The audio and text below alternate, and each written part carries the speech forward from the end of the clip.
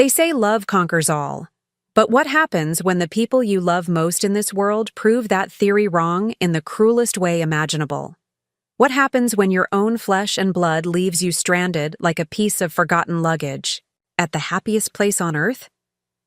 My name is Rachel Young, and at 80 years old, I thought I'd seen every shade of human nature. I was wrong. Before we jump back in, tell us where you're tuning in from.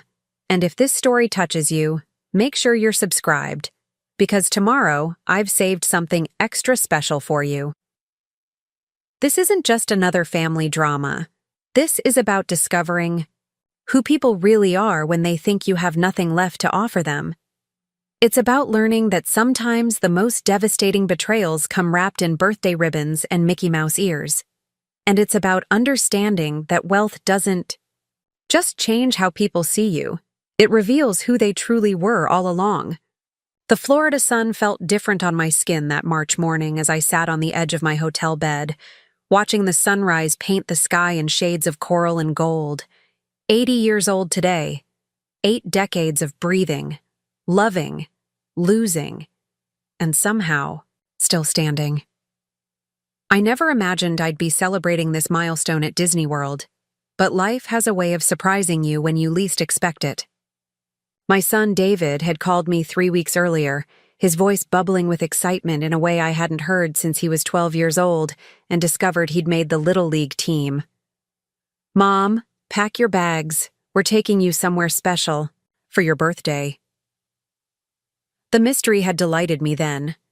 Now, as I carefully applied my lipstick in the mirror, the same shade of rose I'd worn for 30 years, I wondered if this old heart could handle all the magic Disney had to offer. I've always been a practical woman. Had to be, really. When you lose your husband at 45 and have to raise a teenage son on your own, practicality becomes your closest companion. My wardrobe reflected this philosophy. Sensible shoes, comfortable pants, cardigans that had seen better decades but still served their purpose. My purse, a simple black leather bag I'd carried for 15 years, held everything I needed and nothing I didn't. Waste not, want not, as my own mother used to say. The phone rang, jolting me from my morning reverie. David's voice crackled through the speaker, bright and energetic despite the early hour. "Happy birthday, Mom. Are you ready for the most magical day of your life?" I couldn't help but smile. At 52, David still had the ability to make me feel like the most important person in the world when he set his mind to it. "I'm ready as I'll ever be, sweetheart. Though I still can't believe you convinced me to wear these Mickey Mouse ears you bought me." His laughter was warm and genuine. "Trust me, Mom. Today is going to be perfect. Sarah and Emma are so excited to spend your special day with you. We'll meet you in the lobby in 20 minutes, okay?" Sarah, my daughter-in-law of 15 years. Our relationship had always been complicated, not hostile exactly, but never quite comfortable either. She was everything I wasn't, polished, ambitious, always perfectly put together. Sometimes, I caught her looking at me with a mixture of pity and impatience, as if she couldn't quite understand how David had emerged from such humble beginnings. But she made my son happy, and she'd given me Emma, my precious granddaughter. So I'd learned to navigate our differences with grace. Emma, now 14, was the light of my life. She had David's kind eyes and Sarah's determination, but something uniquely her own that made every moment with her feel like a gift. She was the reason I'd agreed to this Disney adventure in the first place. When David had mentioned how excited she was to experience Disney World with her grandmother, how could I possibly say no? I gathered my things: sunscreen, comfortable walking shoes, the small bottle of water I always carried, and a few butterscotch candies that had become my signature offering to cashiers and strangers who showed me kindness. My fingers traced the worn leather of my purse, and for just a moment, I thought about the secrets hidden in a safety deposit box 3 states away, secrets that would change everything if my family knew. But today wasn't about secrets. Today was about celebrating life and making memories with the people I loved most. The elevator ride down to the lobby felt longer than usual, my anticipation building with each floor. When the doors opened, I saw them immediately. David waving enthusiastically, Sarah checking something on her phone, and Emma bouncing on her toes with excitement that made my heart swell. "Grandma Rachel!" Emma rushed toward me, her arms wrapping around my waist in a hug that nearly knocked me off balance.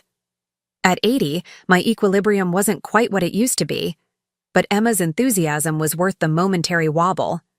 "Happy birthday, beautiful," David said, kissing my cheek with genuine affection. He looked good. Success suited him.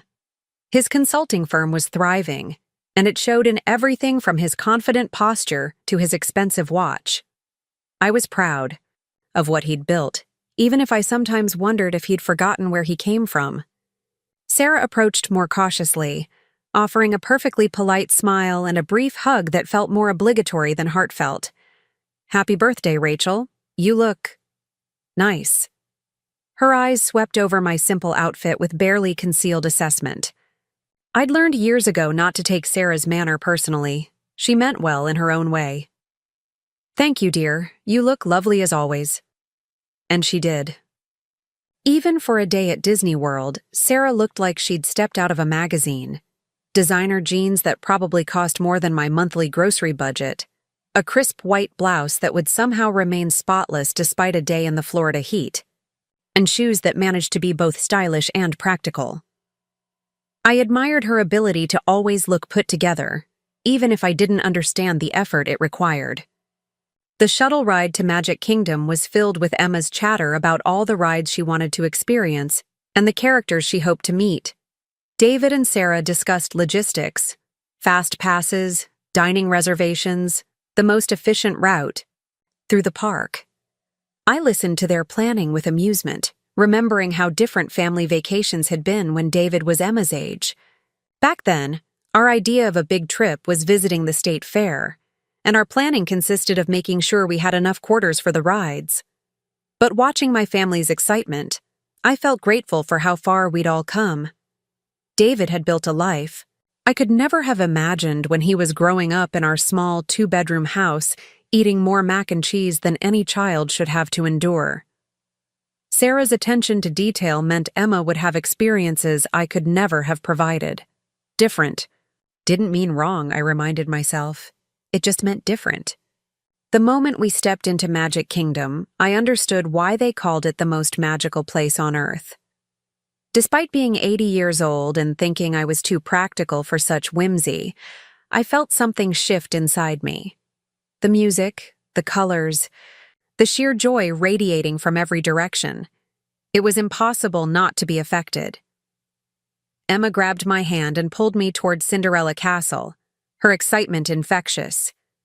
"Grandma, can you believe we're really here? This is the best birthday ever, and it's not even my birthday."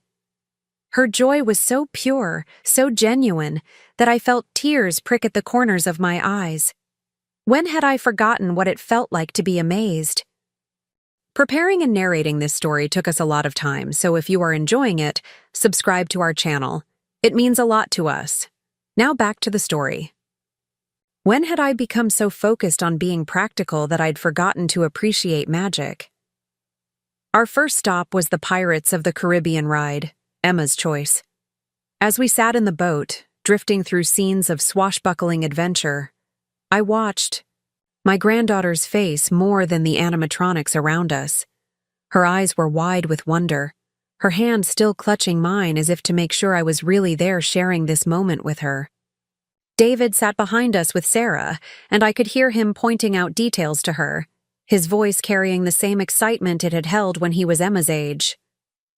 "This is incredible, Mom," he said as we disembarked. "I can't believe we've never done this before." Neither could I, really. There had been so many years when a Disney vacation would have been financially impossible, and then later, when David was busy building his career and starting his own family, it had never seemed like the right time. But now, surrounded by my family in this place designed to make dreams come true, I wondered why we'd waited so long. We spent the morning moving from attraction to attraction, Emma serving as our enthusiastic tour guide despite having never been to Disney World before. She'd done her research, armed with information from YouTube videos and travel blogs, determined to make sure we experienced everything important. Her dedication to making my birthday special touched me more than she could possibly know. Sarah, I noticed, was taking pictures constantly. Not the casual snapshots I might have expected, but carefully composed shots that would undoubtedly look perfect on social media. She positioned us for family photos in front of iconic landmarks, adjusting our poses and smiles until she achieved whatever vision she had in mind. Part of me felt a bit like a prop in her production, but I reminded myself that her intentions were good. She wanted to document this special day, to create lasting memories. The fact that she also wanted to share those memories with her online followers didn't diminish their value. By lunchtime, my feet were beginning to remind me of my age, but I didn't want to say anything.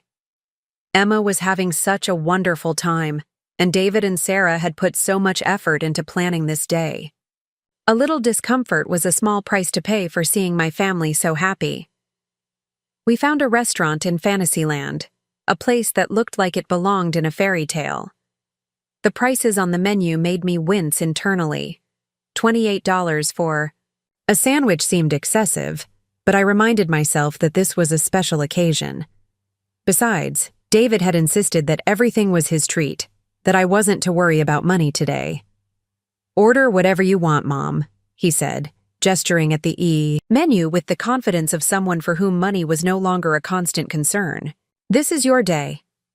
I settled on a reasonably priced salad, ignoring Emma's protests that I should try something more adventurous. Sarah ordered something complicated that required multiple substitutions, and David chose the most expensive item on the menu without even glancing at the price. Emma, ever practical despite her young age, chose chicken tenders, the universal safe choice of teenagers everywhere.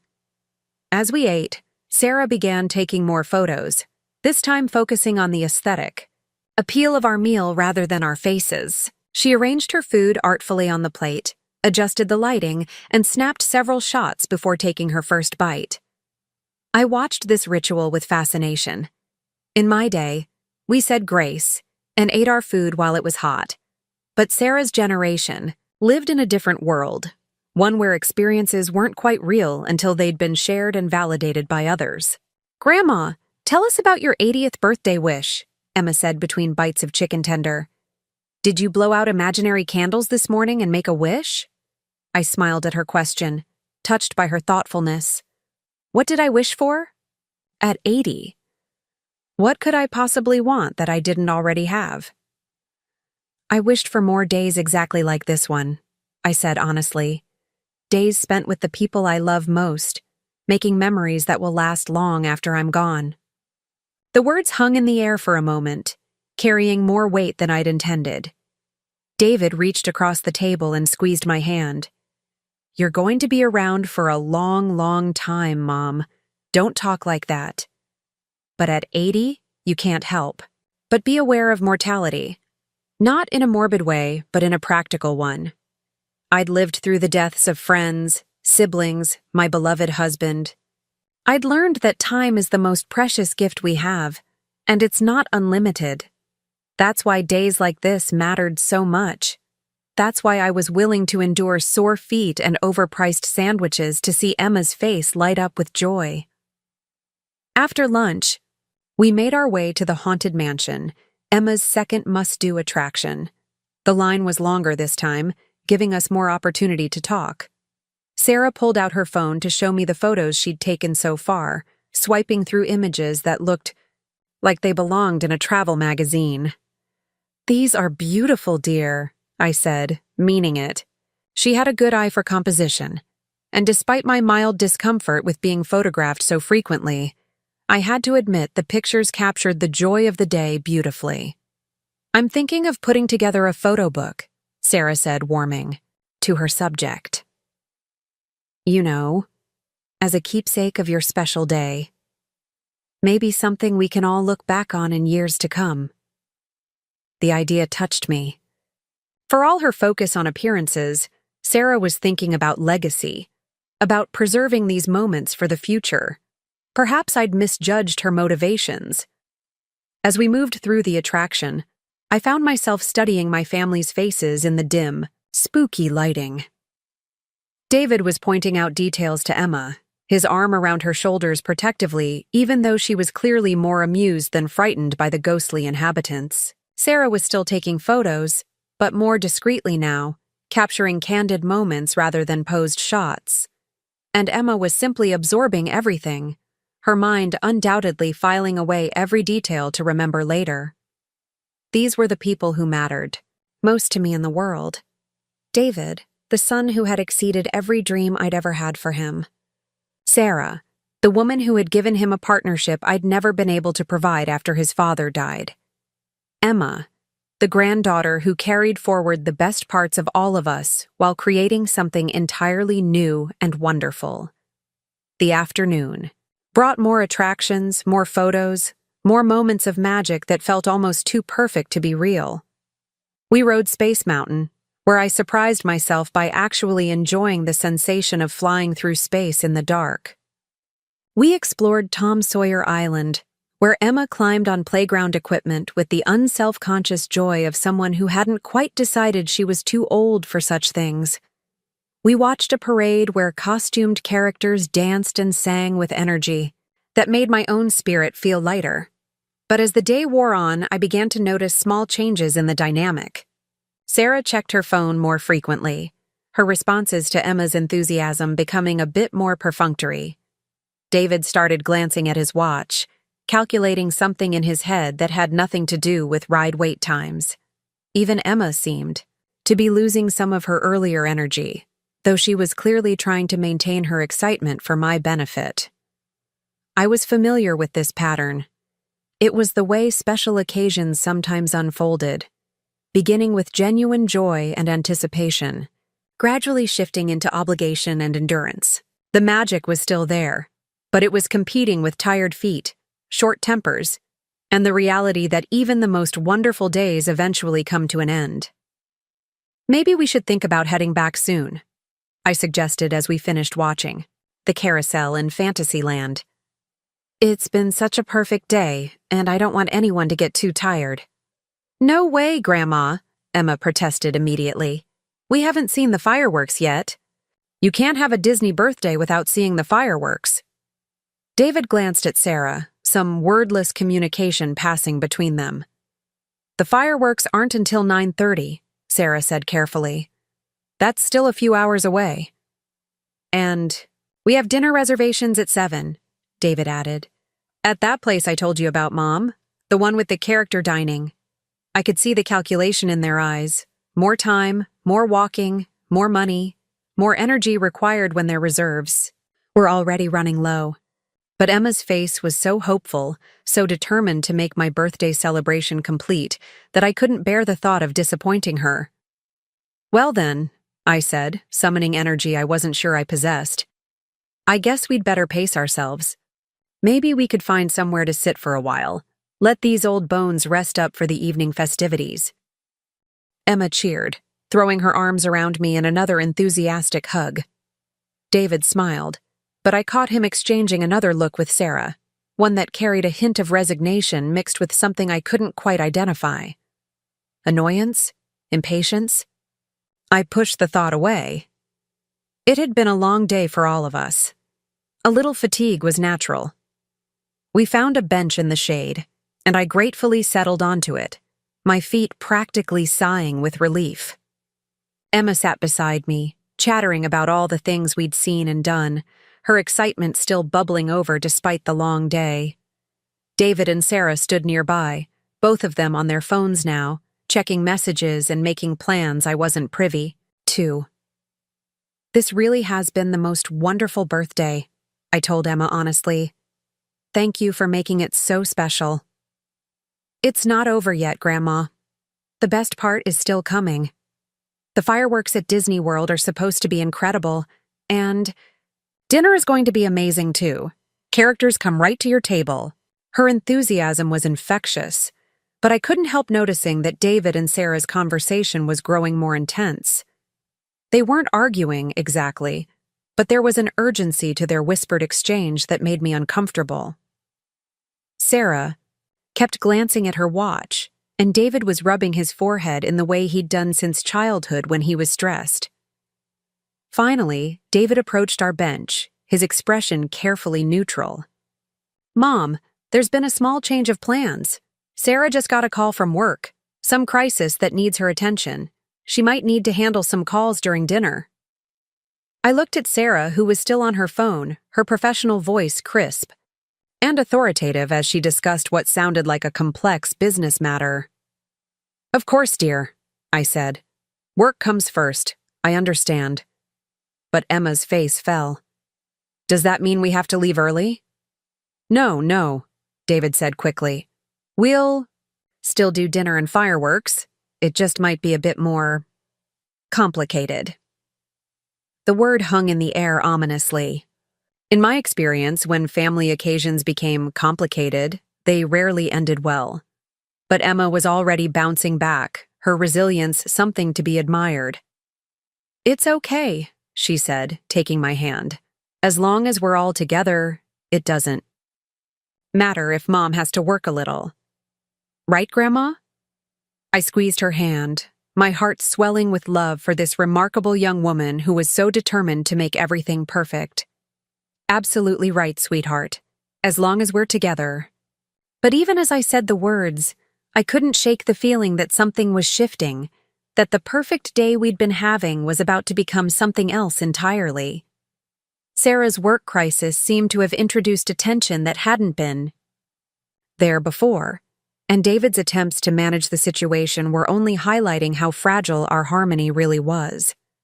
The sun was beginning to set, painting the sky in shades of pink and orange that rivaled any Disney magic.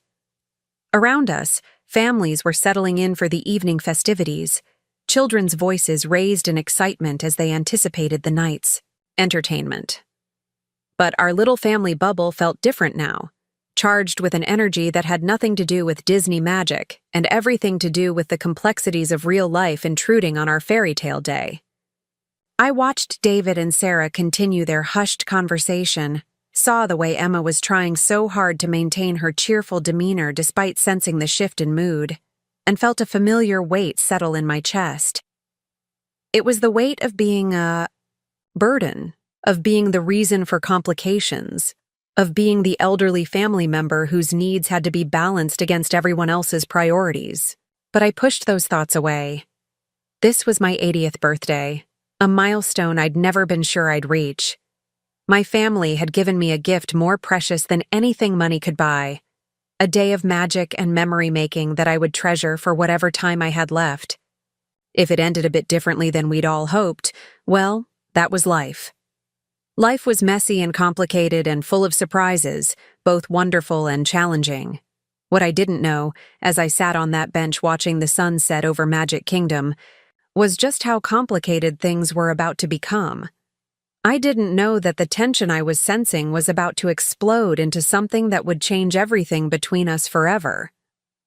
I didn't know that my family's patience was wearing thinner than I'd realized, or that their view of me was about to shift in ways that would break my heart. I didn't know that this magical day was about to become the beginning of the most difficult chapter of my life. But I would learn soon enough that sometimes the people we love most are capable of hurting us in ways we never thought possible. And I would discover that at 80 years old, I was stronger than any of us had imagined. The character dining restaurant felt like stepping into a storybook, with its whimsical decor and the promise of beloved Disney characters visiting our table. Emma's eyes sparkled as we were seated at a corner table with a perfect view of the restaurant's elaborate interior.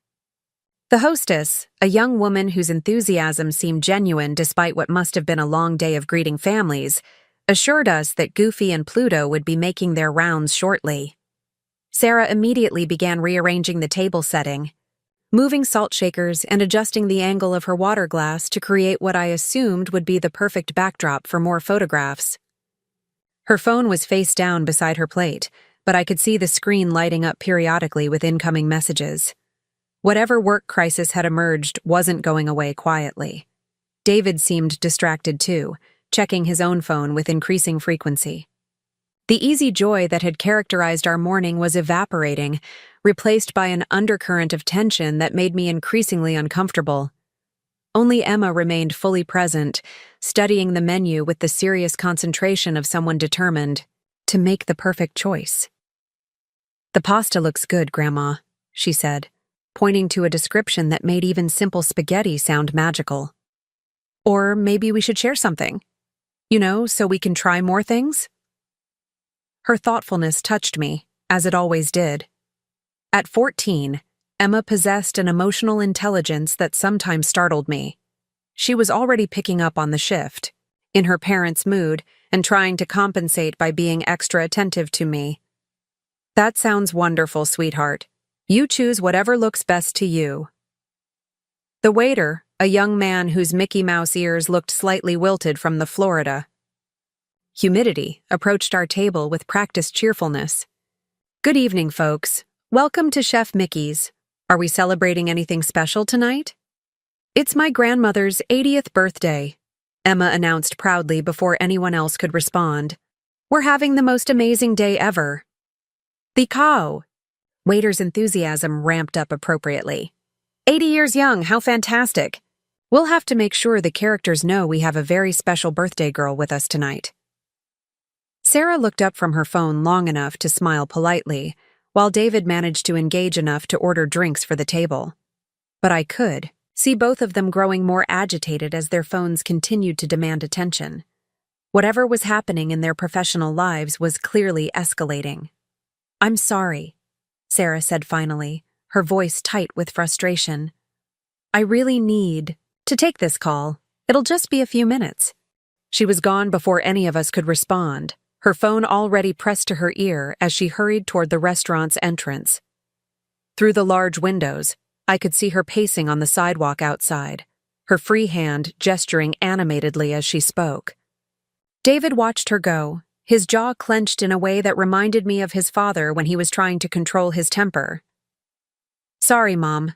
Bad timing with this work thing." "These things happen, sweetheart. Don't worry about it." But Emma was looking between her father and the window where her mother was clearly having an intense conversation, her previous excitement dimming. "Is Mom okay? She looks really upset." "She's fine, Em. Just work stuff. You know how it is." Except Emma didn't know how it was, not really. At 14, her biggest concerns were homework and social drama, and whether she'd make the volleyball team next year. The adult world of professional crises and financial pressures was still largely foreign to her, which made her parents' behavior all the more confusing. Goofy appeared at our table with perfect timing, his exaggerated movements and silly antics immediately lifting Emma's spirits. She laughed and played along with his pantomimed jokes, even getting up to dance with him when he extended his white-gloved hand in invitation. Watching her joy, seeing how easily she could still access that pure childlike delight, made my heart ache with love and nostalgia. David managed to smile and take pictures as Emma danced with Goofy, but I could see him glancing repeatedly toward the window where Sarah was still deep in conversation. His attention was fractured, pulled between his daughter's happiness and whatever crisis was unfolding in his wife's professional life. "She's wonderful," I said quietly, nodding toward Emma as she spun around with Goofy's encouragement. "She is," David agreed, but his voice carried a distraction that hadn't been there earlier. "She's been looking forward to this for weeks. Couldn't stop talking about showing you everything, making sure you had the perfect birthday." The weight in his voice suggested that Emma's enthusiasm had perhaps become more pressure than joy for him. I began to wonder if this trip had been more about meeting his daughter's expectations than celebrating my milestone birthday. Not that it mattered. The motivation behind a gift didn't diminish its value, but the realization added another layer to my growing unease.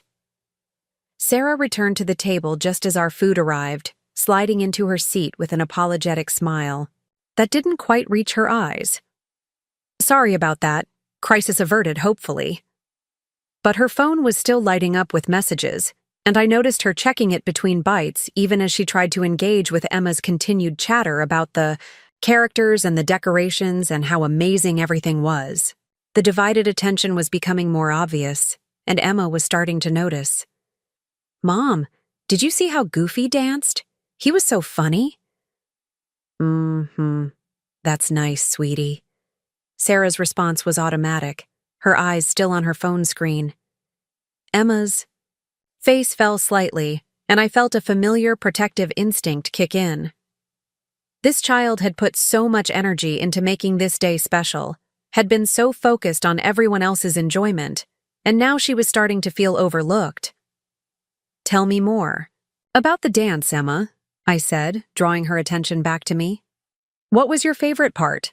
She launched into an animated description of Goofy's comedic routine, her enthusiasm returning as she had an engaged audience.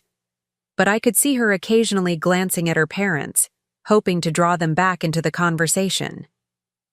David was trying, but his own phone was buzzing now, and the effort of staying present was clearly becoming more difficult for him. The meal continued in this fractured way, moments of genuine connection interrupted by technological demands that seemed to grow more urgent as the evening progressed. By the time Pluto arrived at our table, both David and Sarah were barely managing to maintain the pretense of being fully present. Emma posed for pictures with Pluto, her smile bright but less spontaneous than it had been with Goofy. She was beginning to understand that her parents' attention was elsewhere, and while she was too polite to complain, I could see the disappointment settling in around her shoulders like a heavy blanket. We should probably think about finding a good spot for the fireworks soon, David said as we finished dessert, glancing at his watch with the kind of calculation that suggested he was measuring time not in terms of magical moments, but in terms of obligations to be endured. Sarah nodded absently, typing something on her phone with quick, sharp movements that spoke of growing frustration. How long do the fireworks usually last? The question felt wrong somehow.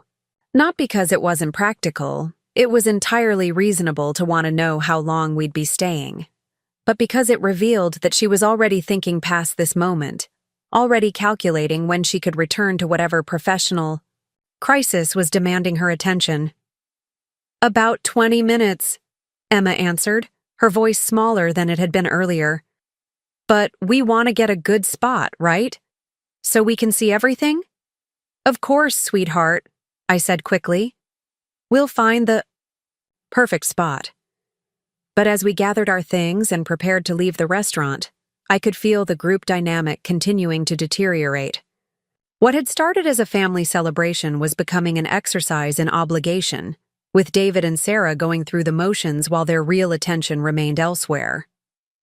The walk to find a viewing spot for the fireworks felt different from our earlier explorations of the park. Where we had moved as a cohesive unit before, now we were more like 4 separate people who happened to be walking in the same direction.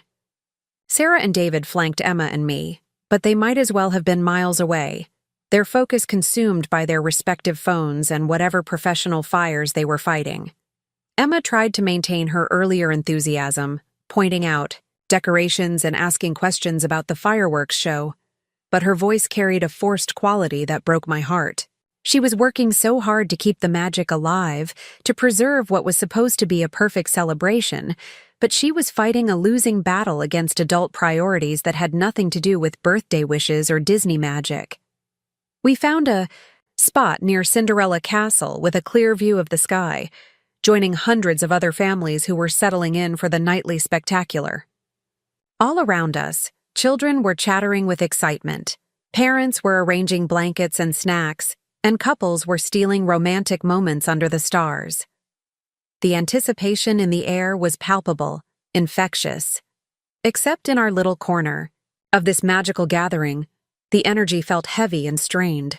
Sarah had moved slightly away from our group, her phone pressed to her ear again as she dealt with what sounded like an increasingly complex professional emergency.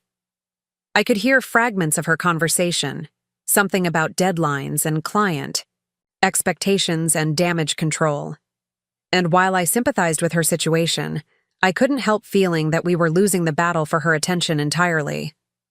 David was trying harder to stay present, but his own phone was demanding attention too. He'd switched it to silent, but I could see him checking it compulsively, his jaw tightening with each new message.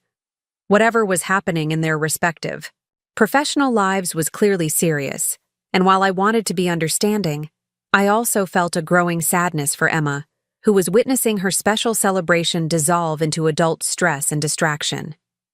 "Are you excited about the fireworks, Grandma?" Emma asked, settling beside me on the small blanket David had spread on the ground. "Very excited, sweetheart. Though I have to say, the best part of today has been spending time with you." She smiled, but it was a more subdued expression than the radiant joy she'd displayed earlier. "Today has been really special. I just wish—" She trailed off, glancing toward her parents. "What do you wish, Emma?" "I wish Mom and Dad could just forget about work for one night. It's your 80th birthday. It should be special." The maturity in her voice, the way she was already learning to navigate the disappointment of adult priorities superseding family moments, made me want to cry. At 14, she shouldn't have to be the one fighting to preserve the magic of a family celebration. "Sometimes grown-ups have responsibilities that can't wait," I said gently, though the words felt hollow even as I spoke them. "Your parents love you very much, and they want this day to be special too. Sometimes life just gets complicated." "I know," she said, but her voice carried a weariness that belonged to someone much older. "I just thought today would be different." The first burst of fireworks lit up the sky just then, saving me from having to respond to her heartbreaking honesty. The display was everything Emma had promised it would be: spectacular, magical, a perfect crescendo to what should have been a perfect day. Colors exploded overhead in patterns that defied description, accompanied by soaring music that made even my practical heart soar. Emma gasped with delight at the first few bursts, her earlier disappointment temporarily forgotten in the face of such beauty. I watched her face more than the fireworks, treasuring the way the colored lights reflected in her eyes, the way her mouth opened in wonder at particularly spectacular displays. But even this moment of magic was tainted by the reality of our family dynamic. Sarah had ended her phone call but remained standing apart from us, her posture rigid with stress. David was sitting with us but kept glancing at his silent phone, clearly fighting the urge to check his messages. Both of them were present in body but absent in spirit, and their distraction was becoming impossible to ignore. Halfway through the show, Sarah's phone lit up with what must have been an urgent call, because she answered it immediately despite the noise and chaos around us. She moved even further away, practically shouting into the phone to be heard over the fireworks and the crowd's reactions. David noticed me watching her and leaned over to explain. "Big client presentation tomorrow. Some last-minute changes that could make or break the deal." I nodded, understanding, but inside I felt a familiar ache. How many family moments had been sacrificed over the years to client presentations and professional emergencies? How many times had Emma learned that work came first, that family celebrations were nice but not essential? Don't misunderstand me. I wasn't naive about the demands of modern professional life. I understood that David and Sarah's success required dedication and sometimes sacrifice. I was proud of what they'd built, grateful that Emma would never face the financial struggles David and I had endured when he was young. But watching my granddaughter's face as her mother disappeared into another work crisis during what was supposed to be our special moment together, I wondered if we'd lost something important in the pursuit of financial security. The fireworks concluded with a finale that left the crowd cheering and applauding, a perfect end to what should have been a perfect day. Emma clapped enthusiastically, her joy genuine despite the evening's complications. She turned to me with shining eyes, ready to share her excitement, and for a moment the magic felt real again. "Wasn't that incredible, Grandma? Did you see the one that looked like Mickey's head? And the way they synchronized the music with the colors?" It was absolutely beautiful, sweetheart. Thank you for making sure we stayed to see it. David was smiling too, the fireworks having provided a brief respite from whatever professional stress he was carrying. That was pretty amazing. I'm glad we stayed. But Sarah was still on her phone, still dealing with her crisis, and her absence from our celebration was becoming harder to ignore. Other families around us were gathering their belongings, sharing excited chatter about what they'd just witnessed, making plans for the rest of their evening. We stood in awkward silence, waiting for Sarah to finish her call so we could figure out what came next. "I think we should probably head back to the hotel," David said finally, his voice carrying a weariness that hadn't been there that morning.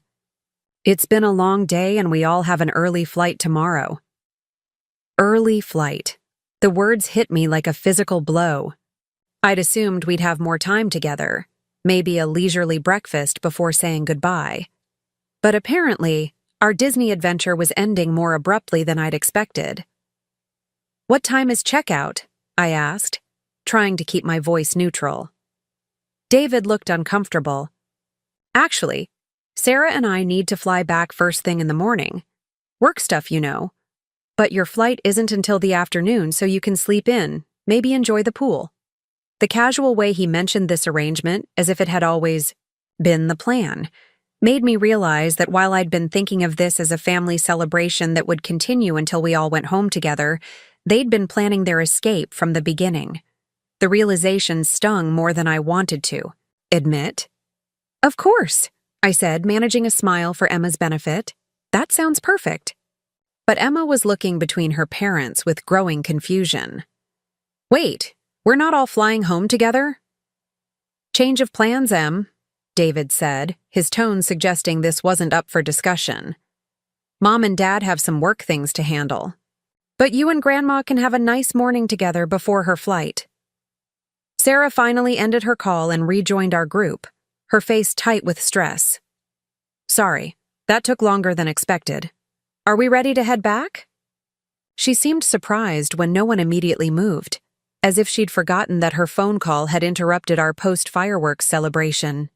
The disconnect between her priorities and ours had become so pronounced that she genuinely seemed unaware of the impact her distraction was having on the rest of us. The walk back to the hotel shuttle was quiet, each of us lost in our own thoughts.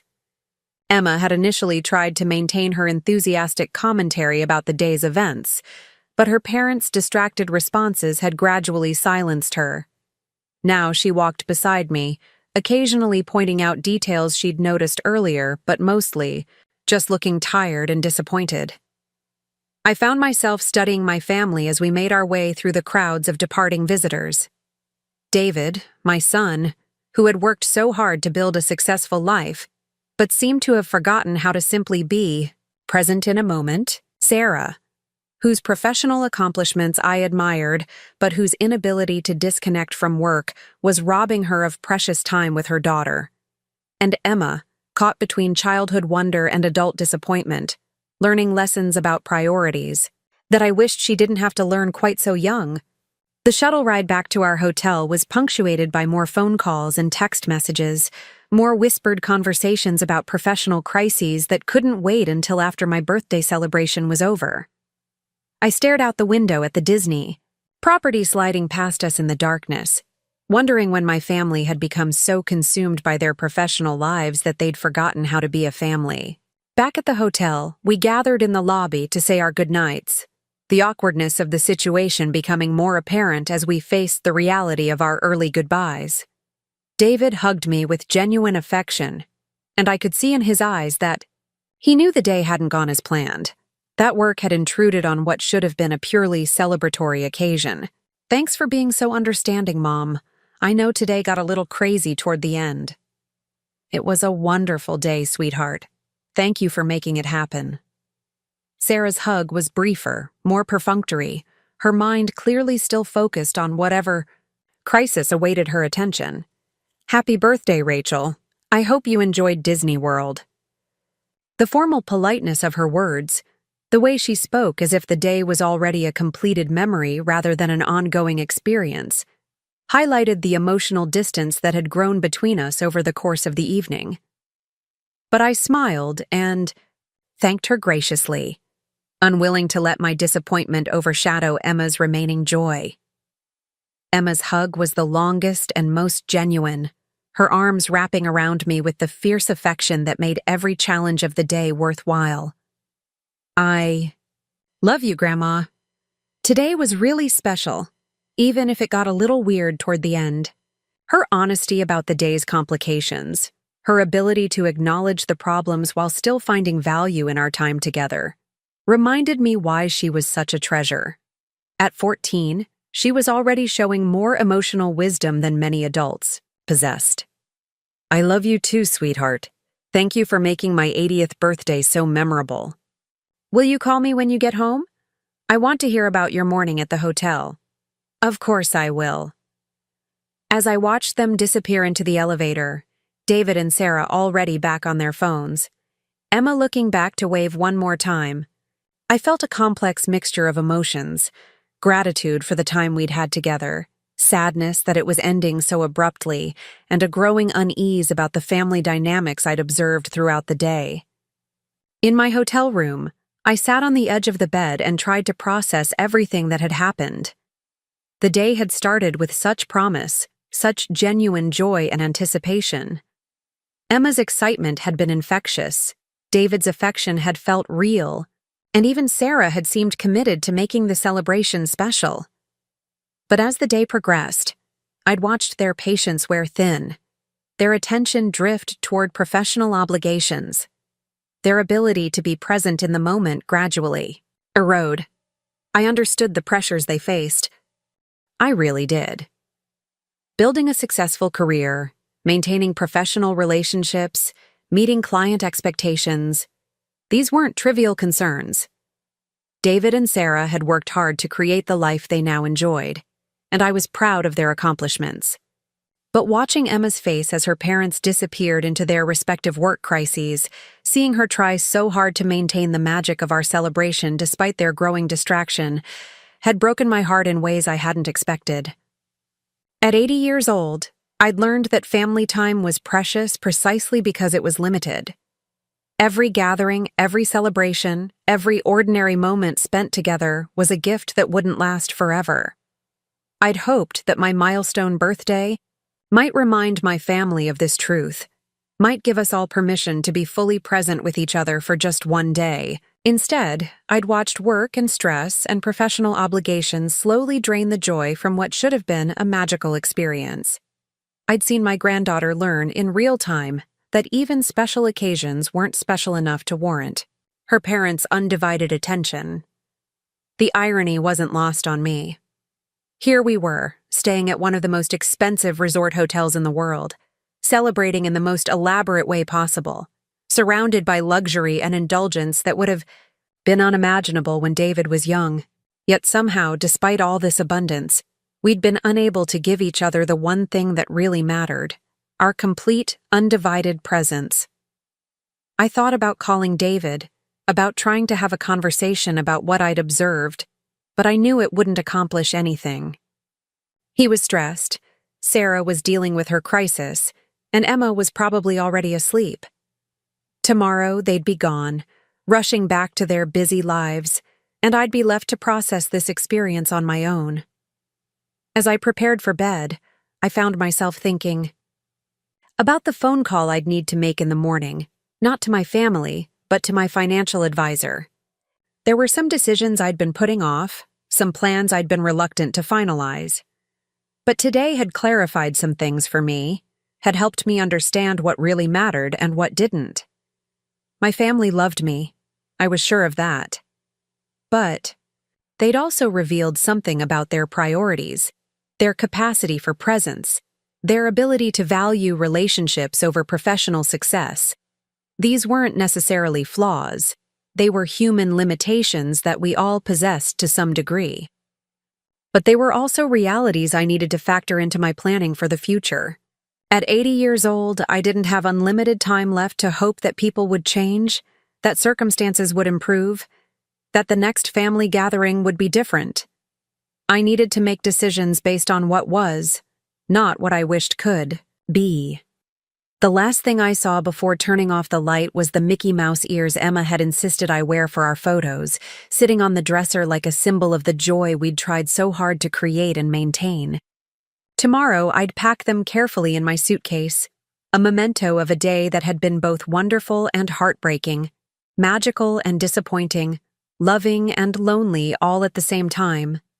What I didn't know, as I drifted off to sleep in that expensive hotel room, was that tomorrow would bring revelations that would make today's disappointments seem trivial by comparison. I didn't know that my family's inability to be present during my birthday celebration was just a preview of how little I actually mattered to them when it truly counted. But I would learn soon enough that love, like magic, can disappear faster than you ever thought possible. I woke to the sound of my phone buzzing insistently on the nightstand, the morning Florida sunshine streaming through the hotel curtains with an intensity that made me squint. For a moment, I was disoriented, forgetting where I was, why I was, alone in this luxurious room that still smelled faintly of the expensive cleaning products Disney used to maintain their impeccable standards. Then it all came rushing back.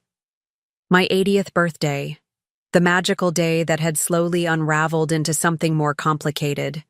The early goodbyes that had felt more like escapes than departures. I reached for my phone, expecting to see a message from David or perhaps Emma, checking to make sure I'd slept well and reminding me about breakfast plans we'd never actually made. Instead, the screen showed a text from an unknown number, clearly a wrong number message about picking up dry cleaning. No birthday wishes, no family check-ins, no plans for our supposed morning together before my afternoon flight. I lay in bed for several minutes, listening to the sounds of other families in the hallway outside my room. Children's voices filled, with excitement about another day at the parks. Parents discussing logistics and making plans. The kind of enthusiastic family chatter that had characterized our own first day here, before everything became complicated. Eventually, I forced myself to get up and face whatever this day would bring. My reflection in the bathroom mirror showed every one of my 80 years, the previous day's emotions having left their mark in the lines around my eyes and the set of my mouth. But I'd faced worse mornings than this one, and I'd survived them, all with my dignity intact. After showering and dressing in comfortable clothes suitable for my afternoon flight, I decided to call David's room to confirm our breakfast plans. I assumed they were probably sleeping late after their stressful evening, but surely they'd want to spend at least a little time together before rushing off to handle their respective crises. The phone rang several times before going to voicemail. David's voice, professional and distant, informed me that he wasn't available but would return calls as soon as possible. I left a brief message, nothing demanding or urgent, just a gentle inquiry about our morning plans and a reminder that my flight wasn't until 4 in the afternoon. 20 minutes passed with no return call. I tried Sarah's number next, though. We rarely spoke directly unless it was about Emma or family logistics. Her phone went straight to voicemail without ringing at all, which meant it was either turned off or she was already on a call. A growing unease settled in my stomach, the kind of uncomfortable awareness that something wasn't quite right. It was possible they were simply sleeping late, or perhaps they'd already left for their early flight and forgotten to mention the exact timing. But the silence felt different somehow, more intentional than accidental. I decided to try Emma's phone, knowing that even if her parents were unavailable, she would want to say goodbye properly. We'd always had a special connection, and I couldn't imagine her leaving without at least a text message or quick call. Emma's phone also went straight to voicemail. The unease in my stomach transformed into something sharper, more urgent. 3 phones, all unreachable. 3 people who had been present and accounted for just 12 hours earlier, now seemingly vanished from the face of the earth. I tried to rationalize the situation. Early morning flights often required 4 or 5 a.m. departures, especially if they were trying to get back for important meetings. It was entirely possible that they'd left while I was still sleeping, planning to call me once they reached the airport or landed back home. The fact that I couldn't reach any of them didn't necessarily mean anything sinister was happening, but the rational explanations couldn't quite silence the growing alarm bells in my head. Something about this felt wrong, felt deliberate in a way that made my chest tighten with anxiety. I decided to go downstairs to the lobby, perhaps catch them at checkout if they were running late, or at least get some information from the front desk about their departure plans. The elevator ride down felt interminable, each floor passing with agonizing slowness as I tried to prepare myself for whatever I might discover. The lobby was bustling with the usual morning activity. Families heading out to the parks, business, travelers checking out with efficient haste, the cheerful chaos of a luxury resort in full swing. I scanned the crowd for familiar faces, hoping to spot David's tall frame or Emma's distinctive backpack somewhere in the mix. Nothing. No sign of any of them. I approached the front desk, where a young woman with perfectly applied makeup and a professionally warm smile greeted me with the kind of enthusiasm that probably required significant effort to maintain throughout an entire shift. "Good morning! How can I help you today? I'm wondering if you could tell me whether the Young family has checked out yet. David Young, room 847? They're my family, and we were supposed to have breakfast together before they left." The woman's fingers flew over her keyboard with practiced efficiency, her smile never wavering even as her eyes focused on whatever information was appearing on her screen. But something in her expression shifted, a subtle change that sent water through my veins.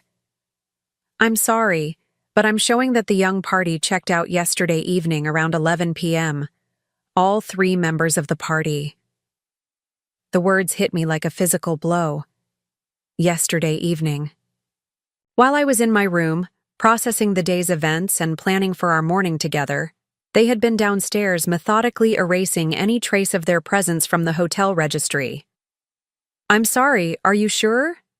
David Young, with his wife, Sarah and daughter Emma, they were supposed to check out this morning." The clerk double-checked her screen, her professional composure beginning to crack slightly as she registered the distress that must have been evident in my voice. "Yes, ma'am, I'm certain. The charges show they departed last evening. Is everything all right?" Everything was not all right. Everything was catastrophically, incomprehensibly wrong. But I couldn't process that reality standing in this busy lobby, surrounded by happy families beginning their magical vacations while my own family had apparently vanished into thin air. "Could you tell me if there are any messages for me? Rachel Young, room 1247. More keyboard clicking, more professional efficiency that felt increasingly surreal against the backdrop of my growing panic. "I'm not showing any messages, Mrs. Young. Would you like me to check with our concierge desk to see if perhaps they left something there?" I nodded numbly, following her gesture toward a nearby desk where another impeccably groomed Disney employee was helping a family plan their touring strategy. The concierge, a middle-aged man whose genuine warmth was a stark contrast to the front desk clerk's professional politeness, greeted me with immediate concern when he saw my expression. "Ma'am, is everything all right? You look a bit upset." I explained the situation as calmly as I could manage, watching his face transform from polite interest to genuine alarm as he realized what I was telling him. He immediately began making phone calls, checking with various departments to see if there had been any miscommunication, any message that had gotten lost in the system. Nothing. No messages, no explanations, no trace of the family that had brought me here to celebrate my 80th birthday and then disappeared without a word. "Mrs. Young?" the concierge said gently, his voice carrying the kind of careful compassion that people use when delivering bad news. "I've checked with all our departments, and I'm not finding any communication from your family about their departure or your arrangements. Have you tried calling them directly?" "Their phones are all going to voicemail." He nodded understanding, clearly recognizing the gravity of the situation. "Let me contact our security team. Sometimes there are issues with room charges or other complications that require families to leave unexpectedly. There might be a perfectly reasonable explanation. But even as he spoke, I could see in his eyes that he was thinking the same thing I was thinking. Reasonable explanations didn't involve three people simultaneously becoming unreachable and checking out of a hotel without informing the elderly family member they'd brought on the trip. The security consultation confirmed what I already knew in my heart. My family had left me, deliberately, methodically, completely. They had made a conscious decision to abandon me at Disney World on my 80th birthday and then disappeared, without explanation or apology. The security officer, a woman whose professional demeanor couldn't quite mask her obvious distress at the situation, reviewed the hotel's records with me in a private office behind the front desk. The facts were stark and undeniable. David, Sarah, and Emma had checked out at 10:47 p.m. the previous evening. They had paid all outstanding charges, collected their belongings, and left the property in a rental car that had been returned to the airport early this morning. There was no indication of any emergency, no record of urgent phone calls or unexpected developments that might have forced their sudden departure. They had simply decided to leave, and they had done so without any regard for the elderly woman they'd brought here to celebrate what they'd claimed was an important family milestone. "Ma'am," the security officer said gently, "do you have any way to get home? Your own transportation arrangements?" The question forced me to confront the practical reality of my situation. I had a flight scheduled for 4 p.m., but that was hours away. I was stranded in a hotel with no family, no immediate support system, and a growing realization that the people I'd trusted most in the world had betrayed me in the most callous way imaginable. "I have a flight this afternoon," I managed to say, though my voice sounded strange and distant even to my own ears. "Would you like us to help you change that to an earlier flight? Or perhaps we could arrange for you to stay in the room until your departure time?" Their kindness was overwhelming. These strangers who were showing me more consideration than my own family had managed. The irony wasn't lost on me that Disney employees, people whose job was customer service, were treating me with more dignity and respect than the people who were supposed to love me unconditionally. "The room would be wonderful, thank you." The security officer made some calls, spoke to managers I couldn't see, arranged things I couldn't quite follow. But the end result was that I was allowed to remain in my room until checkout time, giving me a private space to process what had happened and figure out how to move forward. Back in the elevator, heading up to the room that had felt like a temporary haven just hours earlier, I tried to make sense of what had occurred. What could possibly have motivated David, Sarah, and Emma to abandon me so completely? What kind of emergency or crisis could have justified such extreme action? But even as I searched for rational explanations, I knew in my heart that this wasn't about emergencies or crises. This was about something far more fundamental, far more devastating. This was about how my family really saw me, what I really meant to them, and how little consideration they thought I deserved. In my room, I sat on the bed that housekeeping had already made with military precision and tried to call David one more time. The phone rang and rang before going to voicemail, his professional greeting mocking me with its promise to return calls promptly. "David, it's your mother. I'm at the hotel, and I'm very confused about what happened. The front desk says you checked out last night, but we were supposed to have breakfast together this morning. Please call me back and let me know that you're all safe. I'm worried about all of you." I kept my voice calm and measured, refusing to let the hurt and anger creep into my words. Even now, even after being abandoned so cruelly, I was more concerned about their well-being than my own dignity. The realization made me angry at myself as much as at them. I tried Emma's phone again, thinking that perhaps she might be more likely to respond, that her natural kindness might override whatever decision her parents had made. But her voicemail greeting, recorded in happier times, only made the situation more heartbreaking. "Hi, you've reached Emma. I'm probably at school or hanging out with friends. but leave a message and I'll call you back as soon as I can." The cheerful optimism in her voice, the assumption that people who called her actually wanted to hear from her, was such a stark contrast to my current reality that I couldn't bring myself to leave a message. Sarah's phone continued going straight to voicemail, which suggested she'd turned it off entirely. Perhaps she'd anticipated my calls and decided to avoid them altogether. As the morning stretched into afternoon, I found myself moving through a strange emotional landscape that I'd never experienced before. I'd been through heartbreak when my husband died. I'd faced financial stress when David was young and money was tight. I'd dealt with loneliness, disappointment, illness, and loss.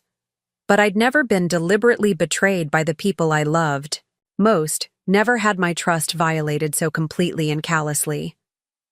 The practical implications of my situation were manageable.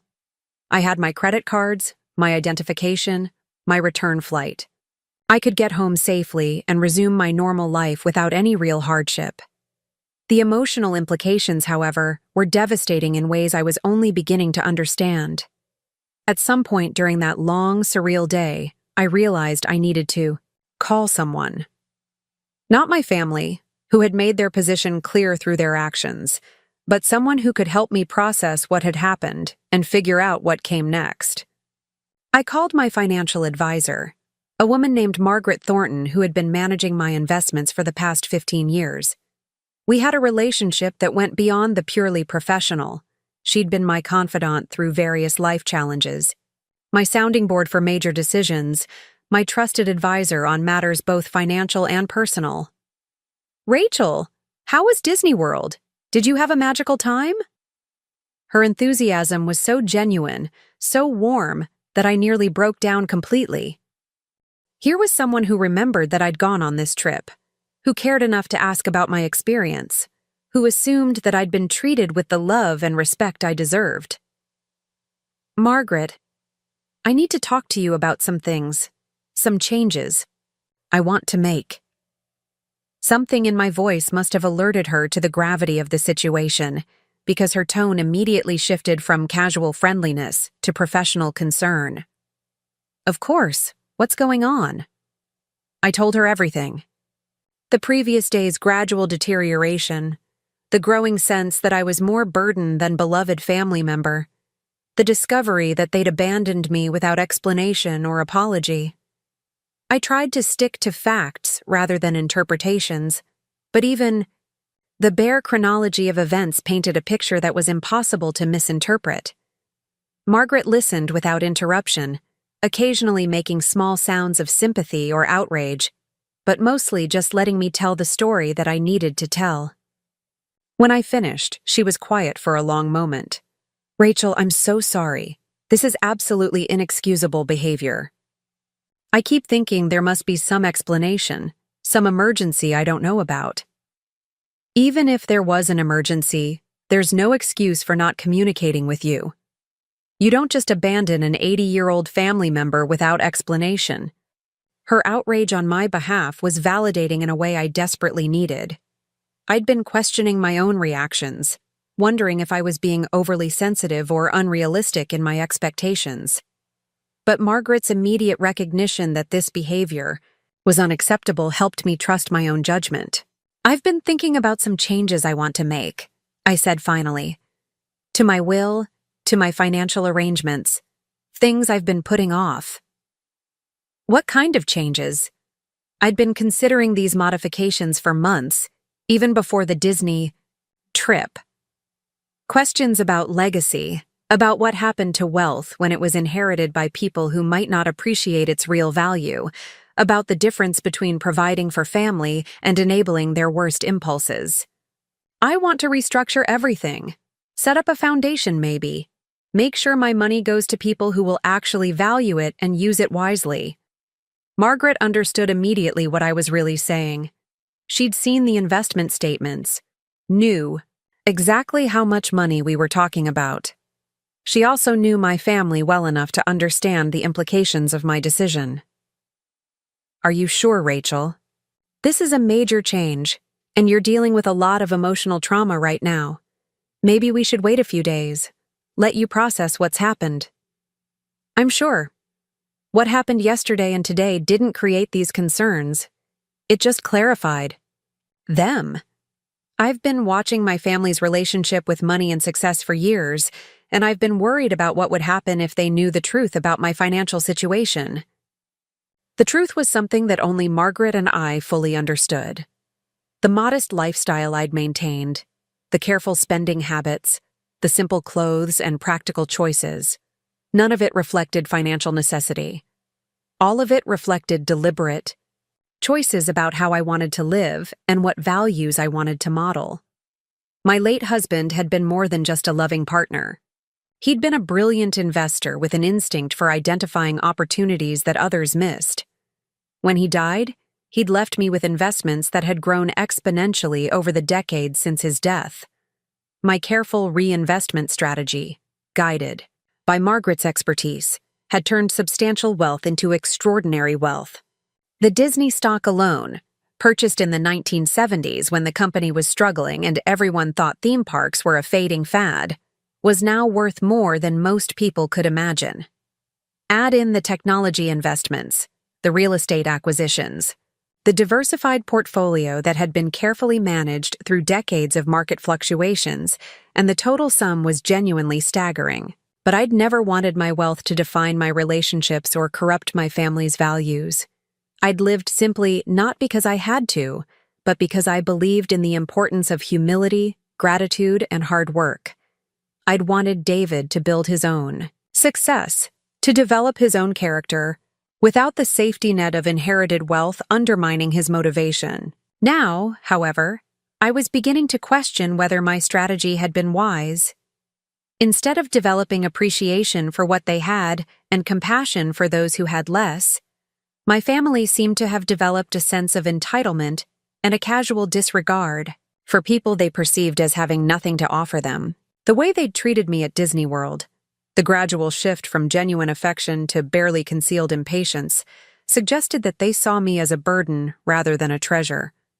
If that's how they treated me when they thought I was a woman of modest means, how would they treat others in similar circumstances? More importantly, what would they do with significant wealth if it was handed to them without having been earned? Would it make them more generous, more compassionate, more aware of their blessings? Or would it simply amplify the worst aspects of their current personalities?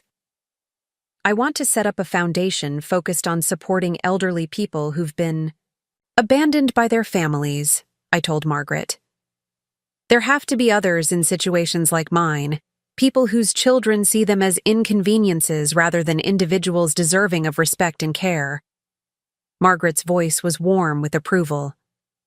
That's a beautiful legacy, Rachel. And given your current situation, probably a very timely one. We talked for another hour about the practical aspects of such a restructuring, the legal requirements, the tax implications, the timeline for implementation. But more than the technical details, I found comfort in having a plan, a way to transform my personal pain into something that might help others facing similar challenges. By the time I ended the call, I felt calmer than I had since discovering my family's betrayal. I still hurt.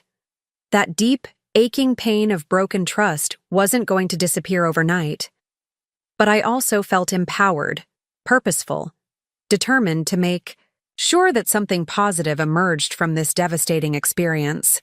The afternoon dragged by slowly, each hour bringing me closer to my departure time, but no closer to any contact from my family.